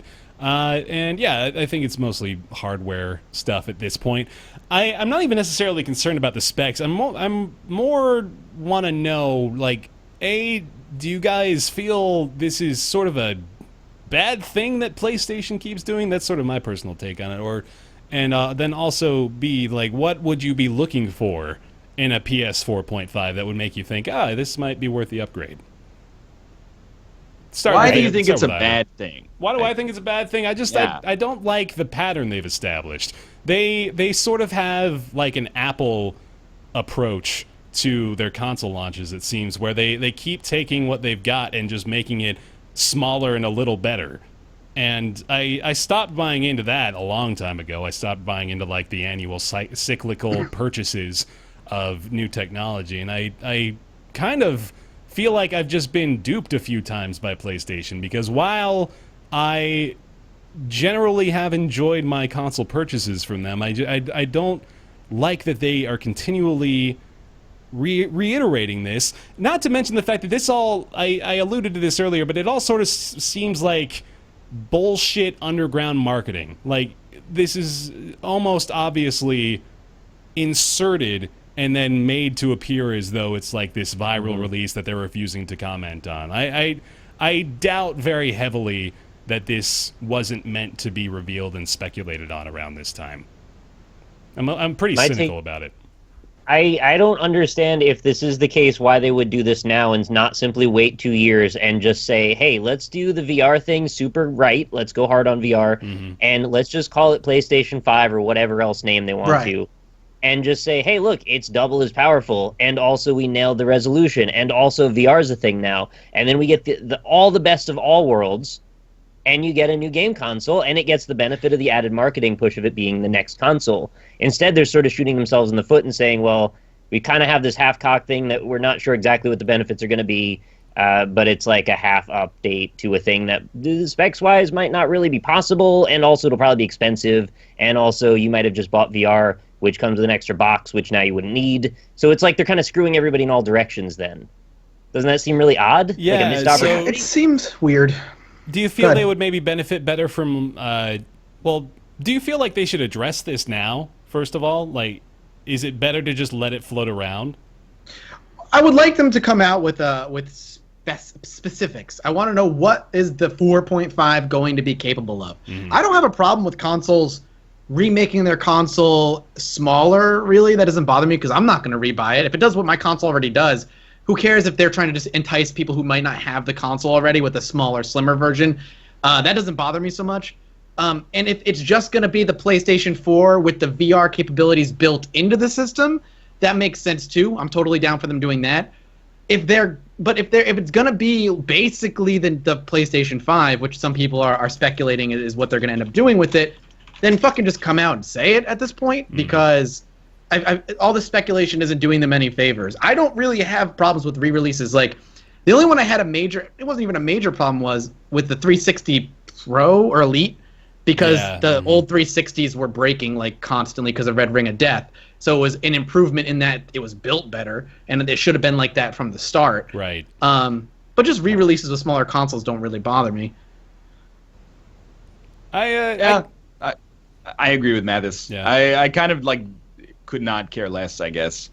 I feel no need to buy a new PS4.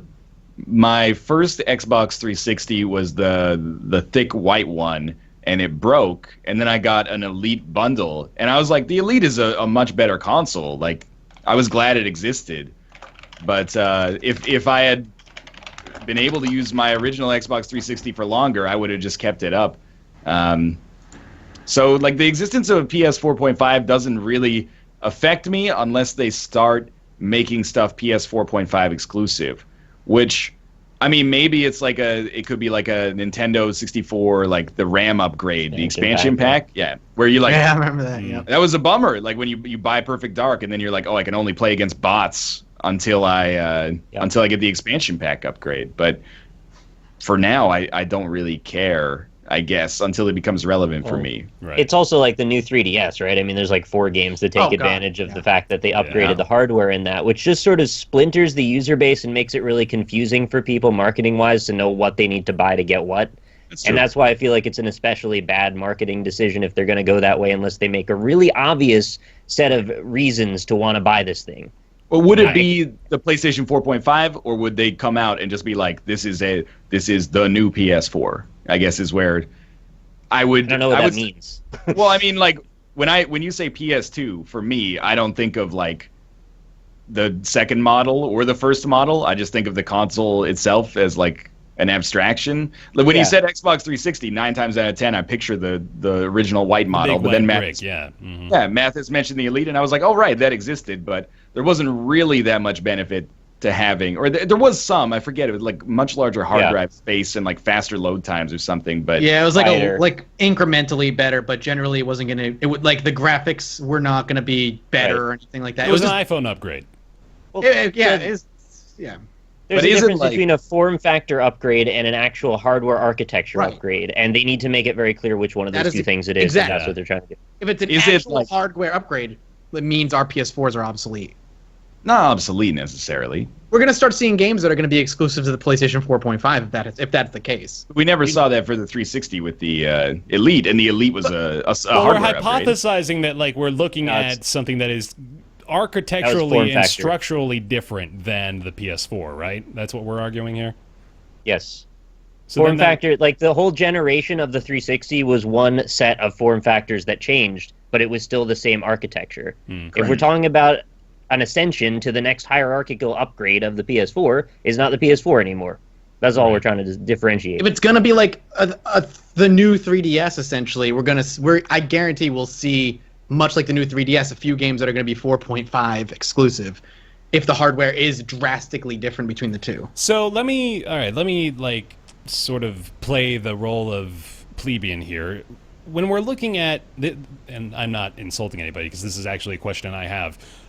When we're looking at the idea of upgrading a PC, we're talking about, well, if I have this existing case, I can take out like the RAM and the graphics card, and I can replace the sound card. I can take all these different parts, and I can make, I don't know if the word I'm looking for is lateral, but just like improvements that correspond to the hardware that already exists in the case, right? And if we're talking about upgrading a console, we're more or less operating with the same set of parts, right? A console is a snapshot of a set of hardware, essentially. Yeah. And a generational boundary takes place or moves beyond that boundary when they change the hardware in that snapshot. Mm-hmm. So, like, with the 360, they may have upgraded the fans in it, they may have upgraded some of the way the chips are to make them cooler, but the end result was to hit the same target that they hit prior. Yeah. Right? So, if you upgrade the hardware and make it more powerful, you're likely going to be resetting your targeting of what you're trying to do with that console, and that's the intent we need to know about, if there is that intent or not. All right, that makes sense. I'm just of the opinion that I guess until I see a disc that I can only play in my PS 4.5, I don't really care. I'm with you there, yeah. Especially if they're like, well, the PS 4.5 is the only console that can play it in 4K. That's like an I'll believe it when I see it moment. You know, I'd rather have 1080p at 30 FPS, which some games struggle to hit on the existing hardware anyway, than 4K at like 18 or whatever. I mean, this is all based on conjecture, but you have to imagine that if they're coming out at a similar price, hitting that kind of benchmark is going to be extremely difficult. On AAA games, at least, you know, maybe they can play like, I don't know, Salt and Sanctuary in 4K. That's not an insult on that game, but you know, probably simpler looking games. A lot less CPU Exactly. intensive, right? No, and I mean, I can certainly spawn speculation from or skepticism, I should say, from the fact that I played things like the Final Fantasy 15 demo, which we'll talk about in a little bit, and I was completely underwhelmed by the technical performance of it. It was bad. That doesn't surprise honestly. me. Yeah, it was. There was a noticeable input delay, tons of lag. The frame rate just tanked, and I was super disappointed by it. I'm looking forward to the game, but that totally soiled the experience for me. So I mean, until they show me that they can consistently provide me with 1080 60 FPS on games designed for the current PS4, I think there's still a lot of cynicism to be held there. Yeah. They're just spouting buzzwords, making bullet lists. Yeah, I mean, and you got to wonder how much they're focusing on resolution correlating to high frames per second. Like, you gotta keep all those things balanced. You can't just offer a higher resolution and just sacrifice every other part of what makes it look good. Like, there's different aspects to consider. Hopefully, I don't even know honestly what I want this to be. I'm not hungry for a new console right now. You know, it's not the time at this point.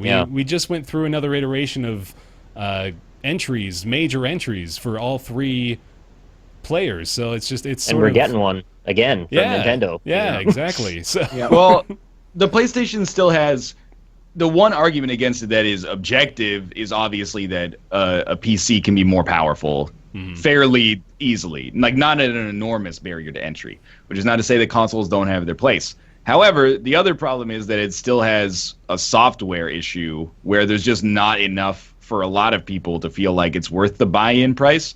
Like, as Bloodborne, the Naughty Dog games, Persona 5, like, it's not a dearth of games in the same way that some other consoles may have them, but it's not robust enough that I really feel like, well, even if you fix the technical issues, like, I don't really want to invest in a better PlayStation 4 just because I already have a better PlayStation 4 if I just ignore like one game every 3 months. Like, and that's not I'm not even like a PC fanboy. Like, I will play my PS4 and not be snobby about it at all. But just most of the time I'm like, why would I want to upgrade my PS4? It's like if my PS4 was as powerful as my PC and had access to Steam, I would probably play it more because it's on my couch, or like it's like it's my couch to play it. But it has such a gap to kind of cover for me personally, and I think for a lot of people who are PC gamers as well, that, I mean, PS 4.5, it's still going to be less powerful than you can make a PC. It's still going to have the same problem with respect to its like quality and quantity of software library. So, I mean, the polite way to put it is that we're not really the target audience, I guess. And if I was to have any criticism about Sony and what they're doing really with the PS4, I just want them to just redo the UI entirely because it makes me not want to use the console sometimes. Really? I just find it so clunky and awful. I like it. I seem to hear this every time I say this. Most people don't seem to agree with me, and that's fine. But then give me the option to customize it more. It seems like a huge downgrade from the cross-media bar they had in the prior one. And I didn't love that much either, but this just seems worse. I think it's definitely an upgrade over the PS3 UI, although that never really was anything that I made a big argument for anyway. Yeah. I mean, as far as my usage of consoles, the PS4 is still far and away the one that I turn on and utilize the most. And it's not even, I mean, at this point, like Ryan said, like there's really not a ton that I would attribute that to. It's more just like born of convenience almost. Like it's the one that I was playing last usually, and it's just like, well, fuck it, let's use this again. But yeah, there's gonna have to be a lot on the table to really consider the value that a PS 4.5 or anything like that would bring, I think.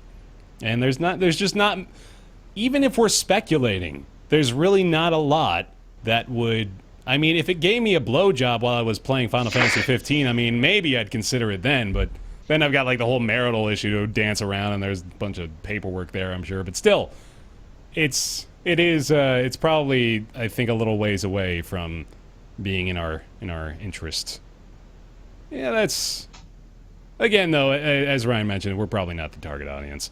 I mean, there are like infinity PS4s out there, so like, sorry, my mic got blown out for a sec. There are like infinity PS4s out there, so there are probably people who will care about it. And I think if you don't own a PS4 and it's going to be the same price but better architecture moving forward, that's really cool. For somebody who already owns a PS4, maybe more irrelevant than anything else. Indeed. Let's keep on the PS4 sort of briefly here, probably. With Final Fantasy 15. Now, was I maybe the only one that played the demo, or did anybody else check it out? I think you're the one that played the demo. Did everybody watch the event, the hour-and-a-half event? No, do tell me about that. I think I missed out on Absolutely a lot not. God, it was awful. Awful? Oh, no. It was the dumbest thing I've ever seen. Matt is not liking something. I know, right? So it was the whole point of the event was to announce the release date of Final Fantasy 15. Yeah. An hour and a half of filler bullshit. So they have been developing this game for like a decade. Let's be fair there, right? Not only that, but so the release date had already been leaked by GameSpot. Yeah. And within 20 minutes of the event, they had confirmed that it was like they like made a joke confirming that GameSpot had leaked it. So it was that. It was just, it was awful. And it was stuff like it's where they announced. He's lost for words. It's that bad. It was so bad. Like, and it sucks because the two hosts were Greg Miller and one of the other guys from Kinda Funny, and I love their YouTube channel and I love them, but it was so obvious that like their directions were like, be fucking excited about everything. So they were just like, pumped they are every about time. everything. So they used the event to announce their mobile game tie-in. Woo! A live action a CG full length movie, a five episode anime prequel. The demo was released, and they brought on two of the voice actors for the movie. One of them being Cersei Lannister from Game of Thrones, and they sat on the couch and talked to her. And while they were asking her questions, she kept looking over and reading her lines and what she was supposed to say, and then looking back and making eye contact and going back and reading her lines. She's like, I don't know, Greg Miller. They just gave me all this dumb shit about Gaia to talk about, and I was like, all right, whatever. You're going to pay me. I'll say whatever you want. So then another segment was like, look at this 2D art we had made, and then we're going to animate it in 3D, and that was a segment. They just animated the 3D art. They brought on a guy who wasn't directly involved with the game, but talked to the guys. He's like a Final Fantasy like legend, I guess, in the development world. And they brought him on to say he wasn't involved in the game, but he talked to the people who were involved in the game, and he said they're doing a great job. I was like, all right, that was shit too. Thank God for that segment. That was great. I'm so happy. Thank you for that. And it was just like that level of just why are we having an hour and a half event to say September 30th, 2016. I will go back to the original point of... First off, Yeah. that's pretty brazen of Square Enix to release Final Fantasy 15 to compete with TwitchCon. Oh, that was something that was actually being said in the chat that I was. Oh, watching. really? Yeah, they were like, I can't believe they're doing it during TwitchCon. I'm like, do you think they give a shit about TwitchCon? Who gives a shit about TwitchCon? Well, the people Yeah, boys, watching it I'm on staying Twitch, home and maybe. get an advantage. Yeah, there you go. That's right, guys. Don't go to TwitchCon. You'll become the next big Twitch streamer if you stay How home. it and works. stream Final Fantasy All it takes 15. is one game. That's it. Yeah, I mean, Oh, you're kind of not wrong, honestly, but yeah. Oh, kill me. All right, continue. Okay. My So sarcastic voice, Bear. that was the event. It was really fucking stupid. But you played the demo. How was it, Bear? Well, as I mentioned, it was entirely technically unimpressive. And I'll reiterate that because... Sorry, that's not what I was thinking you were about to say. No, it's fair. I'm honestly going to just repeat myself there because I want to emphasize, if Square happens to be listening, this demo sucked ass as far as the technical performance is concerned. It was really bad. It honestly ruined it for me. Like, that's how bad it was. So there's point number one. Number two, I kind of like the actual gameplay. So Square has been sort of trying to turn Final Fantasy into an action RPG and trying to steer away from the turn-based battles and that sort of stuff. 12 had more of an active combat system. I know the MMO, I think 14, right, is the MMO. Yep, and 11. Right, yeah, obviously And- that's totally yes. different. And 15 is almost purely an action game. It does... Is it like Kingdom Hearts? Yeah, it's kind of like Kingdom Hearts. It does something different, though, that took a lot of getting used to at first, but now that I've seen the potential of it, particularly I've seen like a couple of videos of people playing the demo and utilizing skills really effectively, I definitely see the potential now in their combat system. It focuses a lot more not on what you would typically come to expect from an action RPG, where you're just like doing different aerial combos and, you know, sort of hack and slashy in a lot of different ways. This, however, it gives you, on the D-pad, it gives you a few of your skills that you can quick select from, but your combat is primarily holding buttons down. So you're like holding down the circle button, for example, and you're just continuing to hack and slash with a sword. And while you do that, you're intended to switch weapons sort of mid combat. So, for example, you're like three hits into a sword combo, then you like quick switch to a hammer and you finish him off with that big blow. So it Sounds like Devil May introduces- Cry, kind of. Yeah, a little bit like a DMC sort of thing. And it introduces a good amount of variety with what little that you had available in the demo itself. And I am really hopeful for it because the foundation of it is pretty impressive and gives a lot of room to grow. So just the 4 buttons that you can switch between. I mean, I think there's going to be like magic is involved in there. I do want to mention the magic system. I hate it. It's you have to lock down in place, and you have this just sort of terrible, awkward angle aiming system that it's not like you go point by point. You don't like aim with your joystick to determine where exactly you want to go, and that might have something to do with the input 15-degree delay angles? as well. Yeah, it's really weird. I don't like it at all. I hope it's just sort of I just hope it's not like that at all when the game comes out. Honestly, I hope it just completely changes. But I really liked the switching between weapons, the different sorts of moves that you could utilize. So I'm excited about the gameplay. I think it's going to be good. But the performance was ass. The performance was just so terrible, and I'll say it a third time because I want to make sure people hear me. Like, good God, if it plays anything close to that level of abysmal performance, I'm just not going to get it at all. Like that, For what it's that worth, alone. Chad is saying it wasn't bad, so I'm not really sure where that's going on, but there's discrepancy apparently.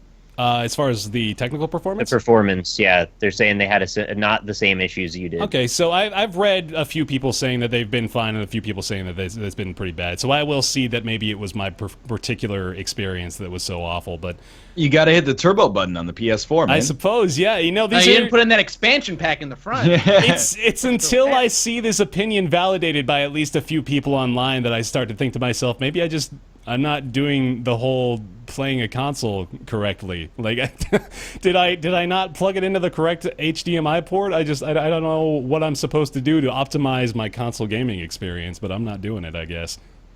You got to upgrade your PS4, man. I do, yeah. It's PS4.5. 4.5. This is how they're selling me. God damn it. Only going to get 30 FPS and above on a 4.5. Otherwise, you're going to be running at 24 and lower. That's unfortunate to hear because the game. Here's the thing: like the game, whenever they show the game, and granted, you have to. I understand when they're showing the game, they're showing it running on a test PC that they're developing it on. They're not actually running it on a PS4. Right. However, every time they show it, it's fucking like it looks beautiful. Oh yeah, God, the it game does. Looks incredible. When I see that, I get nervous.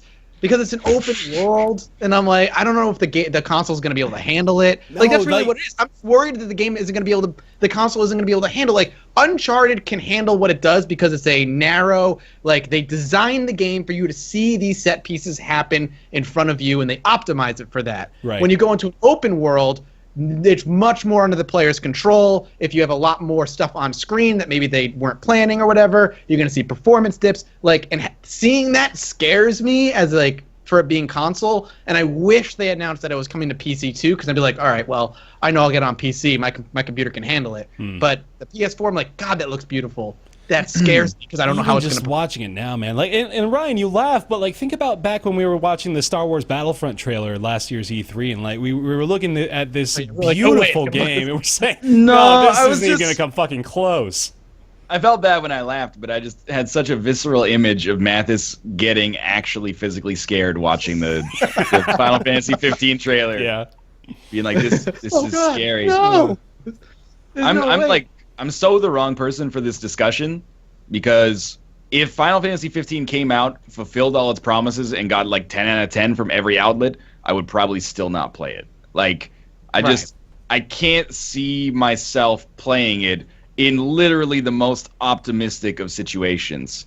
I just don't have any drive to. Like, I don't feel any compulsion to play it. So, like, I'm just kind of like, it looks good. Like, I hope you gotta it's admit good. that, like, technically speaking, it looks pretty goddamn impressive. It looks great, and I hope that it's good so that fans of the franchise like it and feel fulfilled. I also saw that it has to sell 10 million copies. No, that was they didn't confirm that, but it is probably not too far from their actual expectations. I thought I saw headlines yesterday that said confirmed. It was this morning that they were like refuting it. It's all sort of like It's bouncing back. Okay, Yeah, well then, because if it had to sell 10 million copies and it came out the same weekend as TwitchCon, it's just fucked. So I know, yeah. I mean, they're never going to sell that many with that many people at TwitchCon. But it is, I mean, so again, I will reiterate, this is sort of a bank or bust move for Square Enix, honestly. Like, I think 15 has to do pretty damn well, otherwise this is a massive investment that they're going to be... Otherwise 7 will never sell. Yeah. Well, like, that's always been... Nailed them. That's always been what they've said, is they don't want to make the Final Fantasy VII remake until they made something that they felt surpasses 7. For that. Yeah. And I think this is like what they aim for 15 to be. They really want this to be the game that everyone remembers as like the new best Final Fantasy. Yeah. And I really hope that's the case, because like as far as Final Fantasy games go, like the last one that I like legitimately loves was probably 9, maybe 10. Like 12. Other than that, 12 was great. Yeah, 12 was great too. But it's like even going that far back, like that's a long time ago. 12 now, and then 13 was a huge disappointment. 14 is good now, but when it initially came out was a fucking wreck. And then 15 has been being developed for God knows how long. Yeah. Since probably 06, 07, I think. But God, it's just, I want it so badly to be good. I haven't felt like this about a game in a while. It's sort of refreshing, honestly, to be this committed to something, because it's monumental, and this is a game series that has had pretty significant influence for me too. I mean, I'm one of the people that started with 7 and Yep, me therefore, decrees it is the best game ever made. I've since, I think, maybe doubled back on that position a little bit, especially considering I actually tried to play it again with wife tapping. Oh shit! Oh no, It's Ruka. Luke is here. Ruka's here and he's got a shirt on. That's right, guys. I did forget. There is Final Fantasy 13-2 and 13-3 Lightning's Revenge. God, yeah. Oh my goodness. I forgot about that. 13-3. What is it about 13-3? I don't know. I didn't play it. I didn't waste my whole time. theme I heard of they that were really game- broken on PC or something. Was it? That's not surprising. Well, that's another part too. I really hope that they come to PC sooner than later, man. And they're not foreign to the idea. 7's on the PC, 10 and 10-2, I believe, are coming to the PC. I think 13's already on the PC. Yeah, it is. And they've got to get some 13 exclusives, though, man. That's the whole point. I guess so, yeah. We're in a time where exclusives are becoming way less and less a thing. I hope that continues. Looking at the discussion of crossplay, that would certainly indicate that maybe we are beginning to see a shift away from the console wars and more looking at the console love fest. You guys How heard, does right? Final that- Fantasy 13-3 Lightning Returns have very positive reviews on Steam? I thought the game was trash. I don't know if it's bad. I feel No? like there's some sort of little the core of gimmick. it wasn't. The core of the series wasn't great, but people might like the games individually regardless. Yeah, you might be right. But you guys heard, right, that there was going to be some kind of potential interplay between PS4s and PCs, that there's like an app that you can get to Really? stream your Oh. PS4 to your computer. I did not hear that. No. You didn't hear that? Nobody out of the four of you heard that, or the three No, I of you? did not. Ruka heard it. Yeah, Ruka must have. Luca's just chilling. What's the app called? There's like a beta of it coming around at some point in the next couple months, I believe, but I'm not sure what it's called. Huh. Wonder what the benefit of that would be, just streaming a PS4 game to your PC. Nothing. I'm curious, I could see streaming my PC game to my PS4 and playing it on my couch or something. That's Yeah. great. But So Nothing. you could have your PS4 could I capture the in, footage? in your living room, yeah. and then you could stream it to your PC and use like OBS or XSplit to stream, but it wouldn't require Oh, yeah, a okay. capture card or All something. right. Mhm. I see the road you're going down. I might afford you that. Easier Bloodborne playability. That's the basic benefit. Potentially. But I have some childlike wonder about Final Fantasy 15, man. I'll be honest. It's got my blood turning. I am ready. Shame that your first impression Burnin'. wasn't very good. I know. Turning I out. know. It is really disappointing, and it's unfortunate to hear what you said about the actual event too, because that just it's fucking that awful. makes me way more adult about it in my expectations, unfortunately. But yeah, now at least I know now that the gameplay foundation is quite solid, and I think that's probably way more important to me right now than the actual technical aspects of it. Because we can say this is a demo, it's not a huge deal that it was so defunct in my experience, but I am very optimistic about how the game actually plays. So there's that. Anything else? I think we're done with 15. Yeah, that's it there. I'm excited for it. I'll play it when it comes out. Hyperlight Drifter.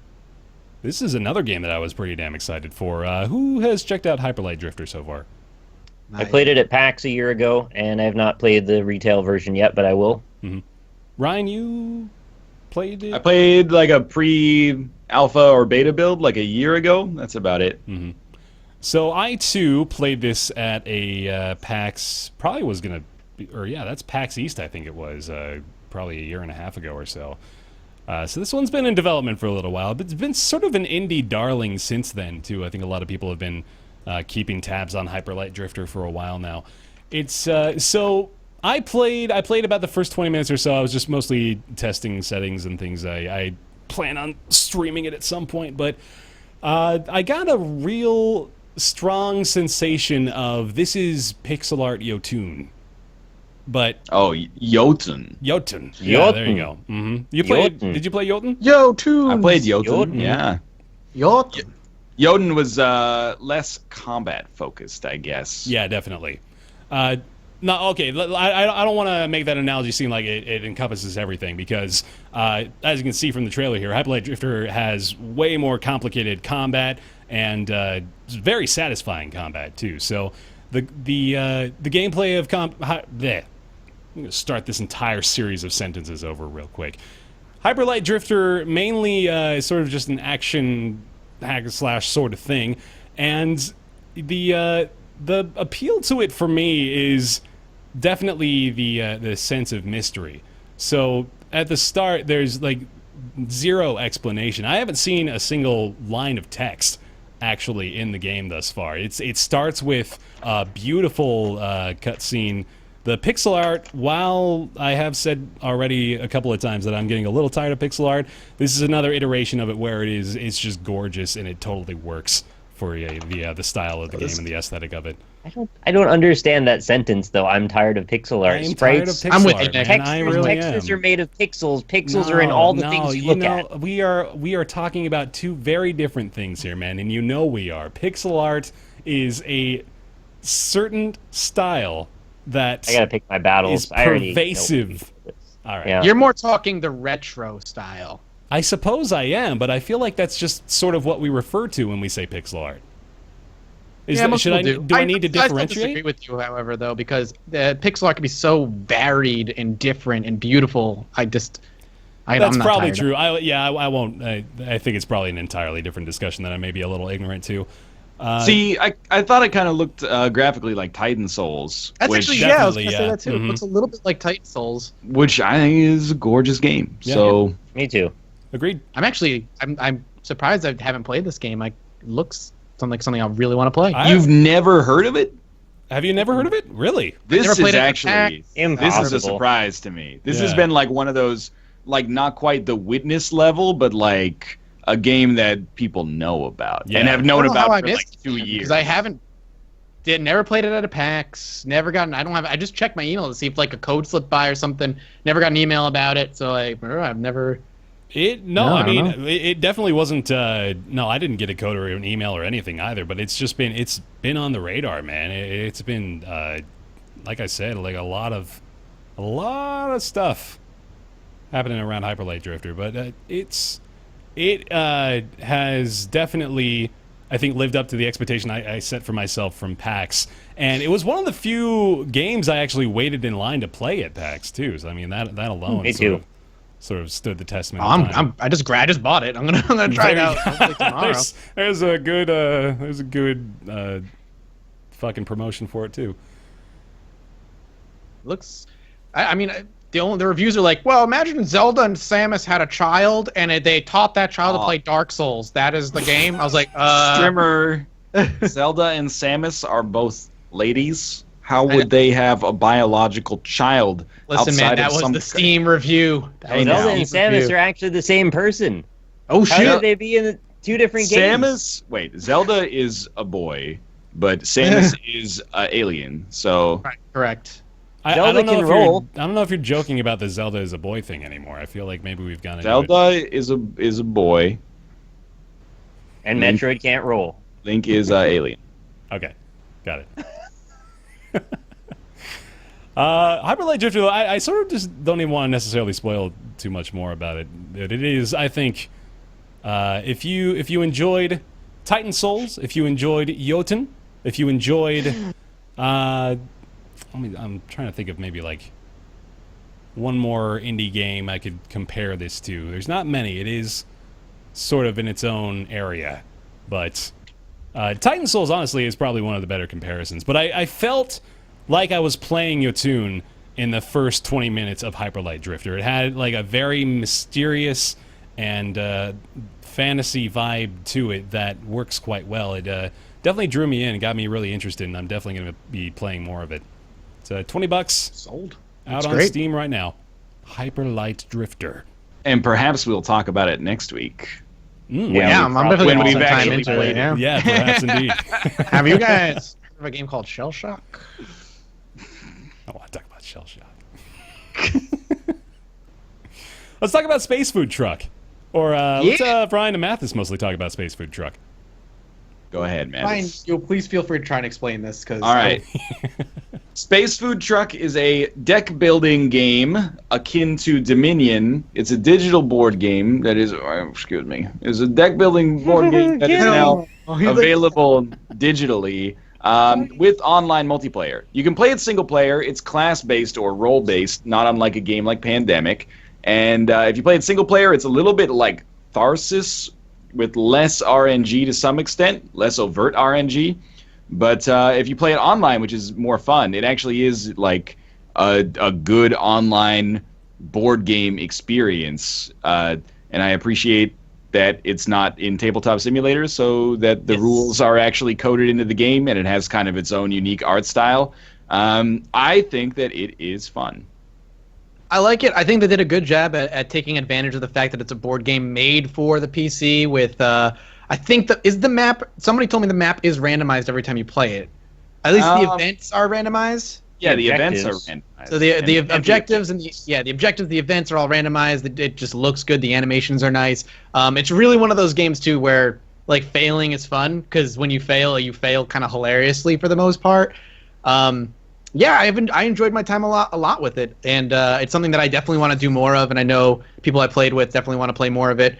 Nick, you played it too, didn't you play it on the NLSS? I played it for a few different hours, yeah. I mostly enjoyed it as well. It takes a bit to understand what the hell's going on, because it's an extremely esoteric game when you first open it up. And the tutorial video is not that great. Tutorial video doesn't explain a lot about what's going on. There are more advanced videos, though, and I didn't take advantage of watching all of them. However, we were able to intuit enough to play to the point where once Ryan got involved, it all clicked into place, and then the game actually made sense. I do appreciate that there's 4 discrete roles that all complement each other, and you can really enjoy playing one and not another, so you can find something that suits you particularly to your taste. And then you've got to actually work together as a team to accomplish these goals of building the proper deck to create, cook, and deliver the foods that are presented at the top of the screen. It's a really difficult game to explain what the hell it's about. But if you play 1 or 2 games of it with somebody who knows what's going on, you'll probably get into it. Although I have to say the game length is a bit on the long side. Yes. You got to be a bit patient. I could see it probably have taken a full 2 hours if we wanted to do this all properly. Really? Wow. Yep, it's a couple hours long. We died like right before the 2 hour mark, wasn't it? It was like hour and 45. That's when we died the first time we played too. It was like an hour 52 minutes. I think it's like the video length is when we died. Man. I will say, like, it's that's largely influenced by the fact that it takes new players a long time to go through like the loop of figuring out what they're doing. And it also it's almost like bureaucratic in a way, especially when people are new to it, because they're like, okay, here's what I'm going to do on my turn. And then everybody on the committee needs to sign off on it, basically, before they do it. And then somebody will like come up with an alternative line of play, and then you'll be like, yeah, that sounds good. And then they do it, and they're like, oh, actually, that's not how this card works. And then you go back, and you're like, okay, what was I going to do again?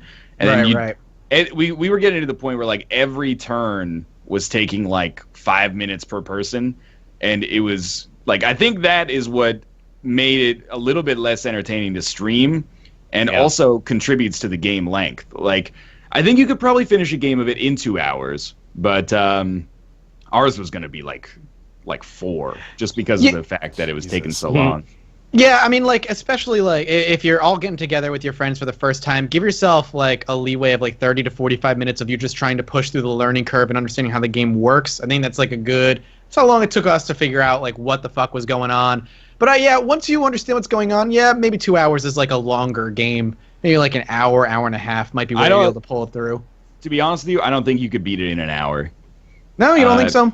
No, not all 3 objectives. Like, the first time that we played is not necessarily a good indication, but Yumi, TB, and Sinvicta cooked the first ingredient, didn't deliver it. We fucked that game so hard, It took 2 hours, though. It took 2 hours to fail it. I didn't understand how some of the cards were doing. Like, we fucked ourselves really hard in that game, though. It's hard to... But then Ryan's second go, where he had 2 people that had at least played one sort of game, and then one person who hadn't played it at all, we cook one of them, and it was the full 2 hours, and we also died. Yeah. So even with the added benefit of that, and going by committee, which I like, by the way, I think that's part of the fun of it, But it still took a very long time. I play XCOM that way with Rob. We decide on the moves, and then it's like you got somebody to bounce options off of, and I think that adds to the team building element and the cooperation of it, which I think is fun. That's the fun of the game. Like, it's more fun to play it as a multiplayer game than it is as a strategy game, for sure. So like I did play like half an hour by myself, single player, and while it was nice to like do things quickly and be like, okay, so here's what I'm gonna do on the cook's turn. Right now it's only the captain's turn, so I can plan like a few turns in advance. It's okay, but it's meant to be played more multiplayer. Like, you would never play Pandemic by yourself. You could be like yourself. Yeah, I'm gonna play all 4 roles of Pandemic. I'm gonna play. It's too slow for me otherwise, right? Yo, I'm gonna go and play the Game of Thrones board game by myself against myself. I would never play Space Food Truck by myself. That's not a shot against it. It just isn't the way I would want to do it. And it's really fun. What I like about it too is I mean, it depends. I guess like you saying it would maybe not a stream game, but the events are really freaking silly and make for some really entertaining like immersion gameplay when like your evil doppelganger shows up and stuff like that. That stuff can make it really fun. And I think it take itself seriously, which I like. I think this is pretty inside baseball, but I think it's entertaining for the players, but not as entertaining for people watching unless the players know what they're doing so cold that every turn doesn't have a huge discussion about like, yo, okay, I'm going to play my taste test and then burn this card, blah, blah, blah. Like, I think it's one of those games that is not really good as a background kind of distraction in games, like, or in streams. Like, if we were to play Monopoly or something, everybody, you roll, you land on a space, right? Like, this was way more... It was like when we played Forbidden Island, but even like a little bit more mechanically involved, I think, than Forbidden Island. Yeah. Because the permutations that you can do are just a lot larger. But, I mean, I do think it's good. I think it's maybe not super suitable for streaming, but it's fun. It's a good game. Make a YouTube series on it. How about that? I think on YouTube it would be, well, I mean, you can do whatever you want. I did well for YouTube, but random. It was good. It's a good game. I suggest it. It's what, $20 for a 4-pack, I think, if you want a 4-pack. I think it's $20 per game. Yeah, I don't think they got a 4-pack on right now. Looks like just $20. Oh, what am I thinking that has a 4-pack that I would be Shell Shock? Oh, that's exactly what I'm thinking. Actually, Shell Shock. They should sell this game in a pack, though. I'm at the point where I'm like, why? If you're a multiplayer game, why wouldn't you sell it in a 4-pack? Yeah, I agree. I don't know if maybe that's on. Yep. Maybe it's on Steam's end, but like, especially considering that it's $20. Like, if you bought a board games can get pretty expensive. If you bought Pandemic Legacy, that's like $50 or something. I was talking to Bear about this the other day. I recently picked up, I don't know if you can see it, but I just picked up Star Wars Rebellion. It's a board game. It's a $100 board game. Yeah, man. It's ridiculous. But so I mean, like, this is getting up there, and you're not getting anything physical out of it. Exactly. And you need 4 copies of it, not 1 copy, to play between 4 people. So a 4-pack that's sold for $60 instead of $80 would be awesome. Man, technically, you could screen share 1 copy between 3 other people. We talk about the exploitation in the mobile game industry. How about these fucking board game makers charging $100 for this shit? What's wrong with them? It's a niche product, man. Yeah, I know. Yeah. I'm just joking. People always want to buy Monopoly for like $30. Like, Pandemic Legacy is so good, and people who have played it are all believers. But people who have not, again, there's a peak there, sorry. People who have not played it are like, well, it's $60, but you can only play it 10 times. Like, that's $1.50 per play for 4 people. Right. It's worth it, man. These goddamn value propositions, when will they end? Get out of here with your logic. Force Showdown. That'll be the next game we talk about here. Nick, you're the one. That's the one. That's me. You're the guy. I had to guess on that one, but 25% chance you get the right person, and you probably eliminate yourself from there. But anyway, so Force Showdown, it's a bit of a difficult one to explain, but I'll take a shot at it. It is a twin stick shooter with a card-based mechanic, procedurally generated to a certain degree, made by a developer Beta Dwarf. Now, the premise is you're participating in this game show, essentially, and you're meant to fight up against these titans, each of whom have their own little titans domain made up of 7 floors and that boss fight. During the course of those 7 floors, you're meant to build and propagate a deck of cards to give yourself stat boost to thereby overcome the boss by the end. Now, each one of the campaigns is structured so there's a few of these boss fights leading up to one major boss fight. There's like small levels of progression and then a meta level of progression that happens during the case of one of these campaigns, which can take up to between a half an hour and an hour, depending on which one it is. I had a fantastic time playing this. I should specify, of course, I did participate in a sponsored program with it. They paid me to play the game. I enjoyed the game before I took that deal, and that is the way I will be doing any and all sponsorships going here on out. And of course, I will mention them every time as well. But I really thought it was a fantastic game. There's 4 different character classes, tons of cards to unlock. You can customize a deck that you feel suits the way your playstyle works. The graphics look a little bit like League of Legends-y, which I normally don't like, but in this case, it didn't hurt it. It felt right. Maybe more so I should compare it to, like, Torchlight, perhaps. It's sort of like a fast-paced Diablo-style gameplay, but twin-stick shooter element. So, all in all, I definitely recommend it. I had a great time with it. I thought the name Beta Dwarf sounded familiar, and the name Forced, and it turns out that's where the game came from. This is their second game. Yeah, so Are you telling me the Forced Showdown guys made Forced? I couldn't believe it. Yeah, I just found out myself. What? So Forced came out in 2013. I actually did a video on Forced back when it came out as well. It was a pretty good game. Really I fun. enjoyed Forced when it came out too. Yeah, it was a I fun didn't kind play of. Forced. You Can you didn't play tell me Forced? what it was about? I don't know anything about it. It was more or less probably the same thing as Forced Showdown. I mean, it was a 1 to 4 player co-op, overhead camera angle, kind of the same style that you've got in Forced Showdown, it seems. So I don't know really if it's entirely changed No too cards. much. There were no card. Oh yeah, building that's true. Yeah, there was no aspects. card-based battle systems. It was yeah, more that's- like you're going through levels that have puzzles and enemies, and you're trying to figure out the puzzles and deal with the enemies at the same time. Right, It gets you to a boss fight. You kill the boss, then you go on to the next level and do the same thing. Figure out puzzles, kill enemies, destroy boss. Right. It was good. And Yeah. Ruka's back. Why is Ruka wearing a shirt? So it From controls his shedding a little bit. He's going crazy. He actually likes it. Tomo's not a huge fan. That doesn't surprise me. Tomo just comes. I don't know. He's funny. Our dog's going through shedding season 2, but we combat it by doing laundry every 3 days. All right, Forced Showdown. I believe that's it, right? Unless you had any questions about it for me, I'm happy to answer them. I played about 12 hours of it in the space of a few days. Damn, so you like it pretty well then, I imagine. Mm-hmm. Yeah, no, I was super into it. Everyone was loving it, too. Like, I hardly heard a single negative thing about it while I was playing it for all those hours, and that's surprising. That is, yeah. Coming from Twitch chat. Especially for a sponsored stream, I'd imagine, too. Yeah. That's like a double whammy. Well, there you go.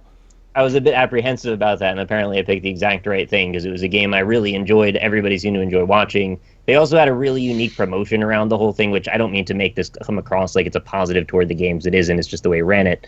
But they were doing a thing where they're giving away codes for it that were like instant access, and then it turns into a deep discount when the game comes out. And the premise was every so often you would find the letters TWITCH in the level, and you had to run around and collect them all without getting killed.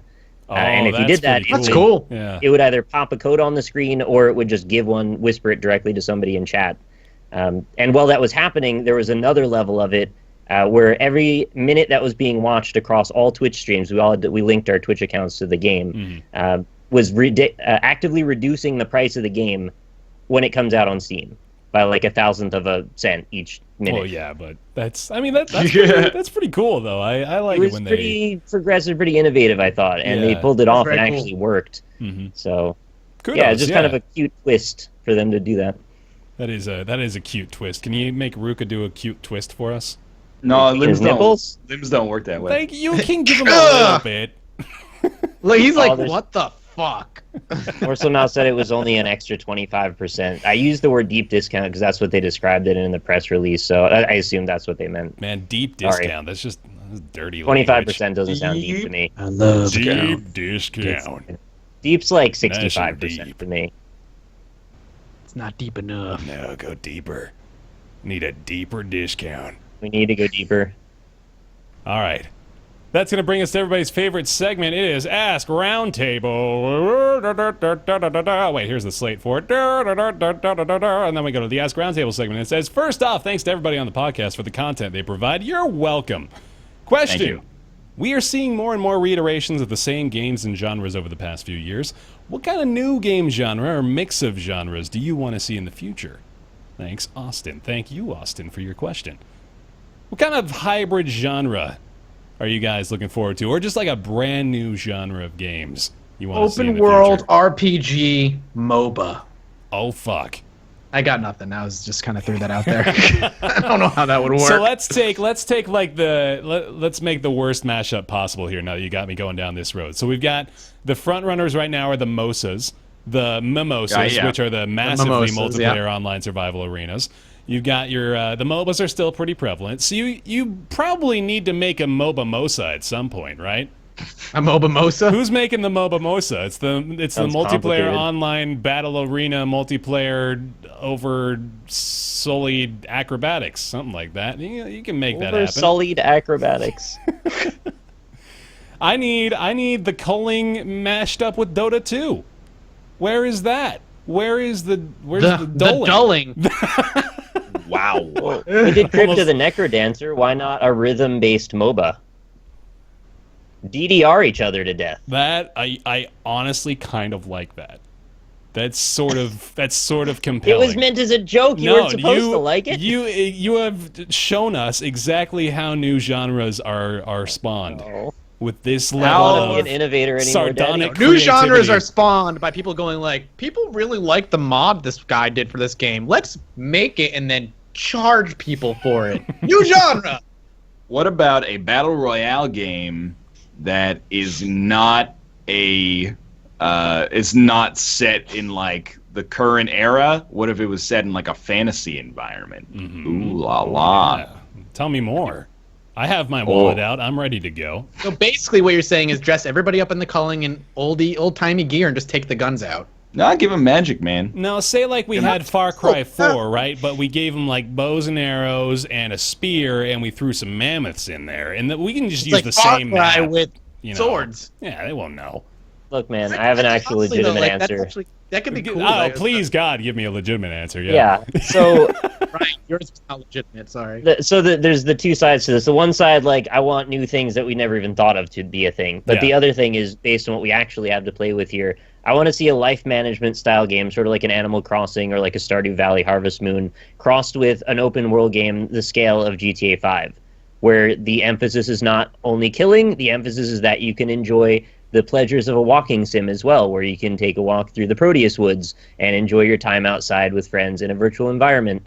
And I don't mean Second Life, because I know everyone's going to say that. I want it to be a more gamified environment where there's actually things to do, and it's not just about what freaking models can you import into the world, right? They've got to give you the tools to play with in the sandbox. And I think it would be really interesting to see where people go if you have to have like a sim-style day job to keep your house, and you still, like, you can go down to a really granular level, customize everything about where you live and the people you're with and what you want to do on a daily basis, and you got to check into it, or your family goes to shit and everything falls apart. I think that could be fun. I was going to say, how I close are we honestly- getting to just like an 100% simulation of his existence? Like, we need to That's go what it Dwarf is, and Fortress then style they- on this. Port it to VR, and that's where we're going. Yeah, with And it. then there that's you it. You plug in and you're done. Somebody actually brought something up in chat that we haven't really seen. What, like, I think I would like to see is like a true MMO FPS. I know we've got like Destiny and The Division, which are like hub world multiplayer kind of MMO lights. Planet I would Side lo- 2, man. Planet Side 2 is not that at all. It's a joke. No, Go I would ahead. love to see like a true MMORPG with like the FPS gameplay mechanics. I think that would be.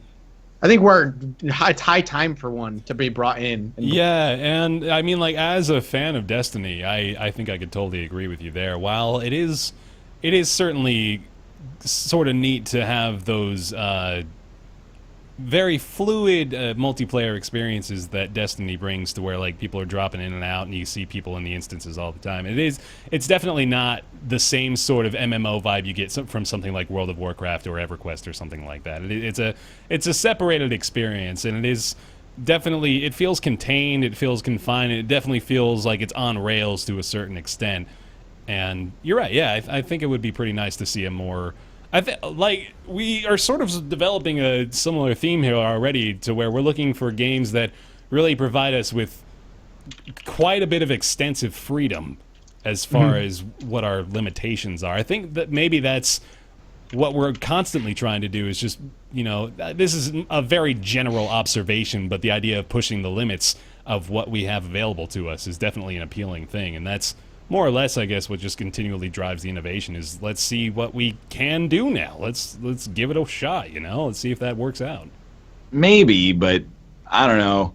I feel like I don't give a shit about like anything. Yeah, mostly. Like pretty much my life is just a shade of gray. MMO Isaac like. No, it's just like I care so little about the higher order like thought of like let's do like this but on a much larger scale that I just like what I want out of games most of the time is like 2 to 8 good mechanics that work really well together and then just kind of the ability to repeat those. Like I don't really care about having like I'm the kind of player where like in GTA 5 I don't really care about the map size or the fact that you can play tennis or golf.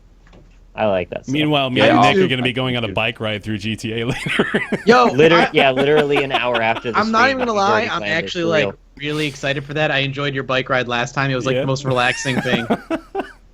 Hello? Are you still here? Yeah, hi. Yeah. Hi. What's up? No, we're not. Ruka stepped on my power button, but I stopped it in time. Well done. Good job. But I lost chat. No, all right. That's all right. Well, what's your you don't have to like our idea. What's your genre crossover? What are you hoping to see? I don't know. Like I don't know. I don't think about stuff like this. Like I don't daydream about like what the future of gaming holds. Yeah. I'm just more like, hey, this is good. Mm-hmm. Like I don't know. Like I don't really have like an ambition to be like, it'd be really cool is if you made Minecraft but with great graphics. Wouldn't that be amazing? And I'm like, well, does it play better than Minecraft? Or does it play worse? Like it doesn't matter to me. Stuff is kind of like incidental to how much enjoyment it actually is. Like to some extent it strikes me as like chasing the high.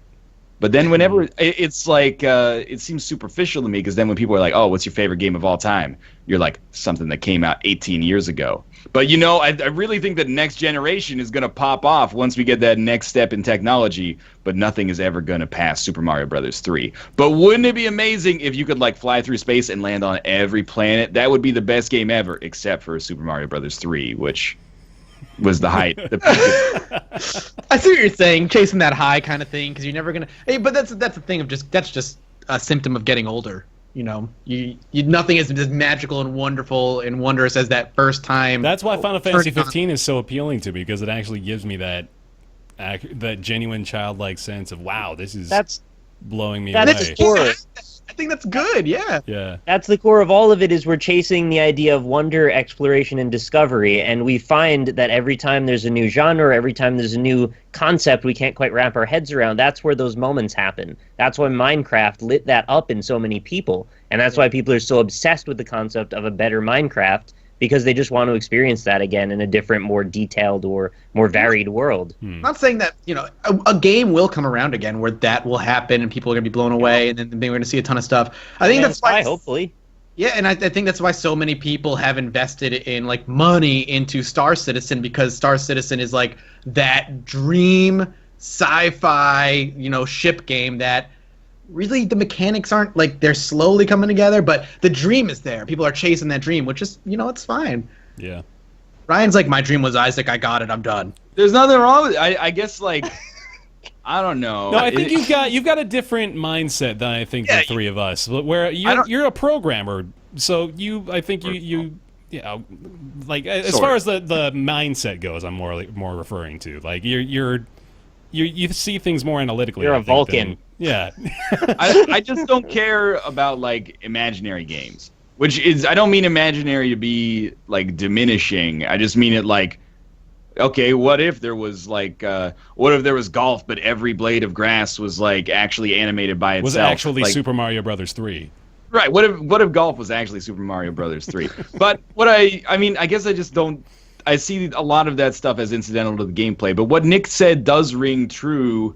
That I think the reason I really like the culling right now is because it's novel to me. And the reason that survival games have been so huge is because stuff like DayZ and Minecraft was novel to people to the point where it was like an obsession. And I can relate to that as well. But I don't know. I guess I don't know that stuff until it hits me. Like I don't know what it would be. Like Dark the Souls idea, is the same way, right? sort of. But I don't know. I feel like Dark Souls is not ambitious in concept. Like it's not conceptually ambitious. Okay. Yeah, I can agree with you. In a way. Mechanically driven mostly. Yeah. And that's what I look for. Like that's why my answer would be boring. I would look for a game with really good pacing. Wouldn't it be nice if a game would come out that had really good pacing?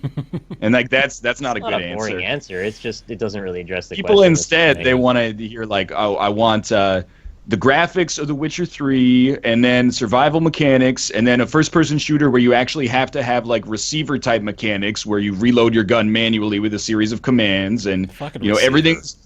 And every 4 hours, real time, you have to eat a can of beans, and then the proteins get digested in your body, and those go to make more muscle mass, but the carbohydrates get converted to, glucose, and then into ATP. We already talked about macronutrients today. We can't talk about it more. All I'm getting is like I feel like the tendency is to trend towards more realism to an extent that I find almost absurd, Yeah. except in Dwarf Fortress where it's funny. The point I think we're missing, though, is that the reason we want realism, quote unquote, the word that we use, is because we want diversity. And we don't seem to not have the ability to equate those two things. For a game designer, when you hear realism, you hear, I need the highest resolution textures possible and the best physics interactions. Those things get played out because you understand the concepts of them. Diversity doesn't get played out. And diversity is the unattainable goal in game development. Diversity is why we love procedural games. Yes. But the thing is, it's working from a limited sample size, and eventually we do see all of it. But that's why I think that shit sticks with us so well. We want that discovery. We want that moment of endorphins from going, oh, I never thought of that possibility, that emergent gameplay coming out. So that's what I want to see, is more of that diversity. Yeah. I have this horrifying future vision in my head, and it's like us at 70 years old, and we play scary. a game. We play a game. We're sitting down and we're like, all my friends are dead. So I'm gonna play this game. I'm just setting the stage. This is getting really sad suddenly. And we boot it up, I'm and an it got a 10 out of 10 from Space GameSpot, and we're like, oh my god, it's finally here. And then you like go into the forest and you like pick a flower, and then you come back in like 6 months and there's a new flower there, and you go, oh, we finally did it. We did it. And then you just go, now what? Like, okay, well, we've modeled like real life. Now what? I'm 70. I got what I needed. I'm almost dead. Yeah, My life exactly. is over. Let the new generation figure out what the fuck to do now. We've achieved the pinnacle of existence. I mean, I guess so, but I kind of I don't Continue. know. Sorry, go ahead. Well, I mean, the higher order point I guess I'm trying to make is that I don't think you ever hit what you're looking for, which is a good thing, but I don't know. It's about the journey, not the destination. Maybe when we're 70, Half-Life 3 will be out, and we don't have to have any more of these discussions because we'll And then- already have the perfect game. You can play it and be like, what's overrated? There's not going to be a perfect game. Yes, there is, and then we'll all We're trying to create achieve- parallel dimensions that ultimately give us the control we want over the situations that we imagine are romanticized and idealized fantasies. I mean, sure. Probably. That sounds way too smart for me to argue against it. Everybody wants these games that they can spend like, you'll never need another game after this. It's like, man, I'd settle for like 2 more games a year that I could put 20 hours into and feel good about. Like we're way back, man. Well, Nick made a point in that the realism is for the diversity aspect, like being able to play a game and be able to say, for instance, in a survival game, Nick, you played it and you died to fighting a bear while I died because I broke my leg and starved to death. Like, those stories are really fun to share with friends and stuff. The problem is the realism is just the steps to getting to those stories are boring as fuck most of the time. And that's the problem. Like, Dwarf Fortress does a good job in it because it's sped up, right? It's all simulated and happening at a much faster rate than something like The Long Dark, which I still is really good and still sped up, but it's still much slower when you're playing on. You're only managing yourself and not like 20 dwarves that are all doing random different things. And I think it's being able to find that balance and be able to bring realism into a game but not making it boring as hell to sit there and eat a snack for 5 minutes and wait for your character to be done eating the snack and cooking a fish and boiling water. That's going to be the challenge. Yeah. All right, Austin, thank you very much. That was a great Ask Roundtable question. If you'd like to send in an Ask Roundtable question yourself, send them to roundtableyt@gmail.com, and that's where we'll get them. Time for everybody's favorite segment after their favorite segment. It's Nick's Weird Games. Nick's going to get a weird game from his catalog of weird games. Every week we try to guess based on hints such as publisher, developer, year of release, console of release, preference of developer for sushi and or perhaps different delectable goodies. AKA country of release equals Japan. Always. Japan is weird, man. You were just there. You should know. You went to that monster cafe. Yo, they eat raw fish on top of rice sometimes. Whoa. It's crazy. Don't they know you can cook it? All right, Ryan, new form here as Nick goes to get a weird game. I'm looking here at the top 50 global songs. Yeah, okay. And let's go one by one. We're gonna run down the list till we got one that suits you, okay? We got Work by Rihanna and Drake. Actually do not know it. Next. Work. I Took a Pill in Ibiza by Mike Posner. Do not know it. Next. 7 Years by Lucas Graham. Do not know it. Next. Work From Home, Fifth Harmony and Ty Dolla $ign. Do not know it. Ooh, I don't know any of these songs. Pillow Talk by This Zayn. is the Billboard? This is the Billboard? Global Top 50 Billboard charts. Okay, do not know it. Stressed Out by 21 Pilots. Not know it. Oh man, we are 0 for 6. You need to go classic rock is where you need to go. Love Yourself, Justin Bieber. Do not know it. Cheap but Thrills, Sia. No, do not know it. Fast Car, Jonas Blue. Was that Tracy Chapman? I don't know it. Dangerous Woman, Ariana Grande. Do not know it. Oh man. Oh, this is.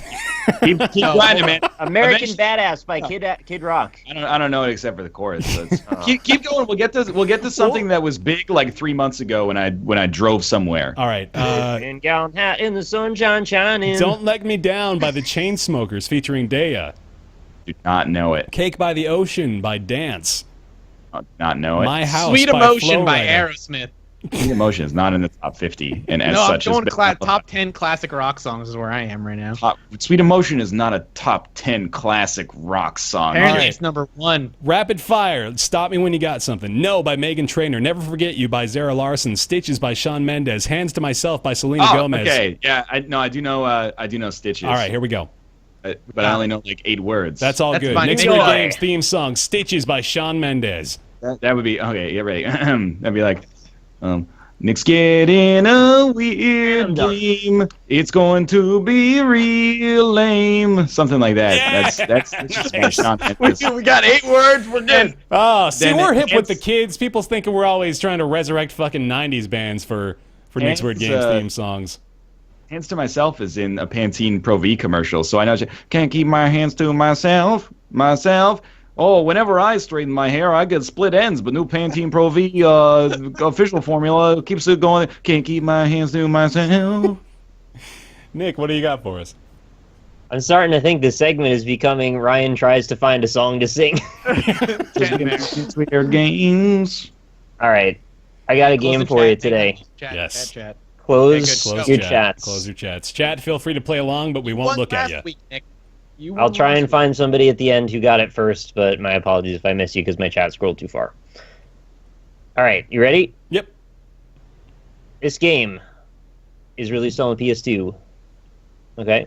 Let me tell you about this game. This game right here. Let me tell you about this game. This is a game right here. This is a game. This is developed by Sega. Wow. For real, that's the name. Oh, Sega. that's like Wow? okay. Sega WoW was the publisher. Wow. Was there a little Published- wink? Is there a published wink by face on the? Published by Sega. Developed by Sega. Wow. Mm. All right, this game was released in Japan by another name. The time period that it was released was in North America, February 10th, 2004. It'd be classified as a single-player action-adventure hack-and-slash. You play as a female character, and the back says, a new rift opens between Earth and the evil realm. Unwilling to succumb to the demonic forces threatening Tokyo, The people enlist the talents of Hibana. With her sword in hand, she must alone battle the legions of Hellspawn and return peace to Earth. Your choices for attacks: you may unleash chain attacks to destroy countless enemies. You may crush evil with powerful ninja magic. You may execute devastating midair attacks and defense maneuvers. And you may fight atop fighter jets, moving trucks, and more. This game was rated M for mature, with blood and violence. It's not X-Blade, is it? No. Okay. Heavenly Sword. That was a No, PS4. game. That was a PS3 game. Yeah, it was PS3. It was 3.5 hours long. Rumbling Roses XX. It says on here... No, that's not it. It That says on sounds here it was close. developed by Overworks, but over on a different part of the same page it says developed by Sega WoW. So God, if you needed the Overworks part... Oh, I need the wink. The wink is the most important part. Wow. Wow. I got nothing. I Wow. nothing. Wow. It was released in Japan as under the name Kuno Ichi. Oh, that clears it up. Well, I mean, it helps a little bit. Does it? If you know the word and then you know how that links up to what that means, where that's going to take you, might actually help you a little. It's the sequel to a 2002 PS2 game. Is the game Shinobi? This game is not Shinobi, no. Is the prequel to it Shinobi? Can I tell you that? You may. That sounds like it's fucking Shinobi. I don't know that there's a lot of ways I can get around that because I think the only goal Right. is you guess the game and game title. It's the Shinobi sequel that I don't remember the name of then. Does that count? I don't know if that counts. Shinobi. I think 2. you need to name the name of the game for it to count. I guess so. It's the second Shinobi that had a pink cover. No, Shinobi it something. does not have a pink cover. Maybe yours doesn't. I was talking about Kunoichi. Well, yeah. I actually don't know if the Japanese cover is pink. All right, I think we're gonna done? be satisfied with the sequel to Shinobi that we don't know the name of. There's a lady, she stars in it. Shinobi is not the main character. Well, so Chad, is this a win or a lose? I don't know how to classify this because I think he got if- it right that it's a sequel to Shinobi. It's if a girl chat Shinobi. got it, I think if chat got it, then we all win. Well, of course, Chat got it. Well, it's I not. guess everything. They haven't gotten everyone. I've seen a Shinobi. couple of them. I think chat for the most part is being honest. Not a lot of these guys are Chat's a googling bunch their of filthy answers. cheaters. I mean, No. Chat got it. Chat did got get it. it? It's in there. Can't keep my hands to myself. Where's that? Go on, ready. Go back to the Billboard Hot 200. Where's that Yeah. song? It's like, take me to church. I wanna Oh, sit yeah, on no, a that bench. was- Da-da-da-da-da. I think that was 3 months ago. It might have fallen out of favor now. Ah, shit. Okay, Yeah. what about say you'll remember me sitting in a nice dress, staring at the That's, sunset Taylor Swift. gleam. Yeah, Taylor where's Swift? that one? That is T Swift. She is not on the That top is- 50. That is old. Yeah, you're old school. It's man. like 5 months old or All more. right, Nick, what do we got? I think in order to officially establish a precedent that it is not possible to simply guess something about the game and then win, I'm going to say that it's not a point. But I also Wow. hear you, and you got close. He's The giving game out is entitled Nightshade. Nightshade. Oh, I've seen that game. You're as generous with the points as Shell Shock is with the experience. Wow. Wow. Toasted him. Did you want to install it, Ryan? Have you divorced from Shell Shock? No, I'd still play it. I still like it. I uninstalled Eventually I'll Rocket get up League there. again because I'm a little bitch. Why do you just hate your I ISP hate or something? myself, man. It's really all it is. Oh, man. All right. Who got it in chat, Nick? Oh, now I got to find somebody. Let's see. Nightshade. All right, where's the one that goes like take me down into your paradise. I'm not gonna play this game with you much longer. Let's man. make love cause you're my body type. Like that You're one. my body Oh type. wait, no, I know that one. That one Cause it's cool for the summer. is Cool that. for the summer. fuck. Yeah, Is I know that what you're I talking took about. a pill in Ibiza by Mike Posner. I don't think so. I can't even declare a winner because my chat scrolled so much before I no. could get to it. Unless you guys have like a longer chat retention in your Oh, thing. I'll show you a longer chat. What about the one that is like oh, I think that I found myself a cheerleader. Oh, She's God, I don't know always if right it's there when I need her. That is it for this episode of Roundtable Live. Thank you all very much for tuning in with us. We are live every Friday at 3 p.m. Pacific. The thing happening next week, Ryan, should we talk about that or no? No, we'll make an announcement elsewhere. For now, we want to say thank you very much for watching. Thank you for tuning in. Thank you for supporting the show over on patreon.com/roundtable. Sort of just a call to arms a little bit here. Try to go make a $1 pledge. Just a $1 pledge on Patreon. Seriously, like if I know this is a very commonly echoed sentiment in these sorts of things, but like if 1% of the people listening or watching to the show each pledged $1, we'd be doing pretty good. So, if you each pledged $1,000, tell you what, man, if just 10% of 90% of our listeners were willing to commit $1,000. But for real though, we do appreciate you very much, anybody that has contributed to the Patreon, and we do always need more people to consider contributing to our Patreon, because it is how we keep doing the podcast. So we haven't really said it much, but it is still a thing that's on our minds. So if anyone does contribute, thank you. Thank you very much. And we do want to send a special shout out to those of you who have been pledging at the $20 tier. Thank you very much to Julian Amelsgaard. Orrin Seitzman, I believe, is a brand new patron, unless I haven't been reading his name. I know he is a brand new patron. All right, good. That's refreshing. Thank you, Christopher Flagg, General Crunk, Alexander Spillman, Jonathan Graham, Matt, Brizzlebrip, Myth Scarab, Eric Schooley, Mediocrities, Super Monoman, Smurfette, Logan Ray, Justin Positron, and Ignacio for all pledging at that $20 tier and above. Thank you very much for your support. Also want to mention as well, if you're a current patron and you haven't reselected the reward tier, just go into Patreon settings and do that real quick. It helps to sort through the list. Yeah, thank you very much. You can follow us over on Twitter at RoundtablePC. You can catch the subreddit, roundtablepodcast.reddit.com. You can also rate the show on iTunes 5 stars. It does, in fact, still help us. And I believe pretty much everything now, apart from just downloading on iTunes, should be going directly through SoundCloud. And I believe the third-party apps should all be caught up at this point. So if you're experiencing difficulties still, let me know, and hopefully I can look into that. But for now, I think we should be good. And that is gonna do it. We'll see y'all next week for more Roundtable. Thanks for watching. See you next time. Bye, everybody. Bye.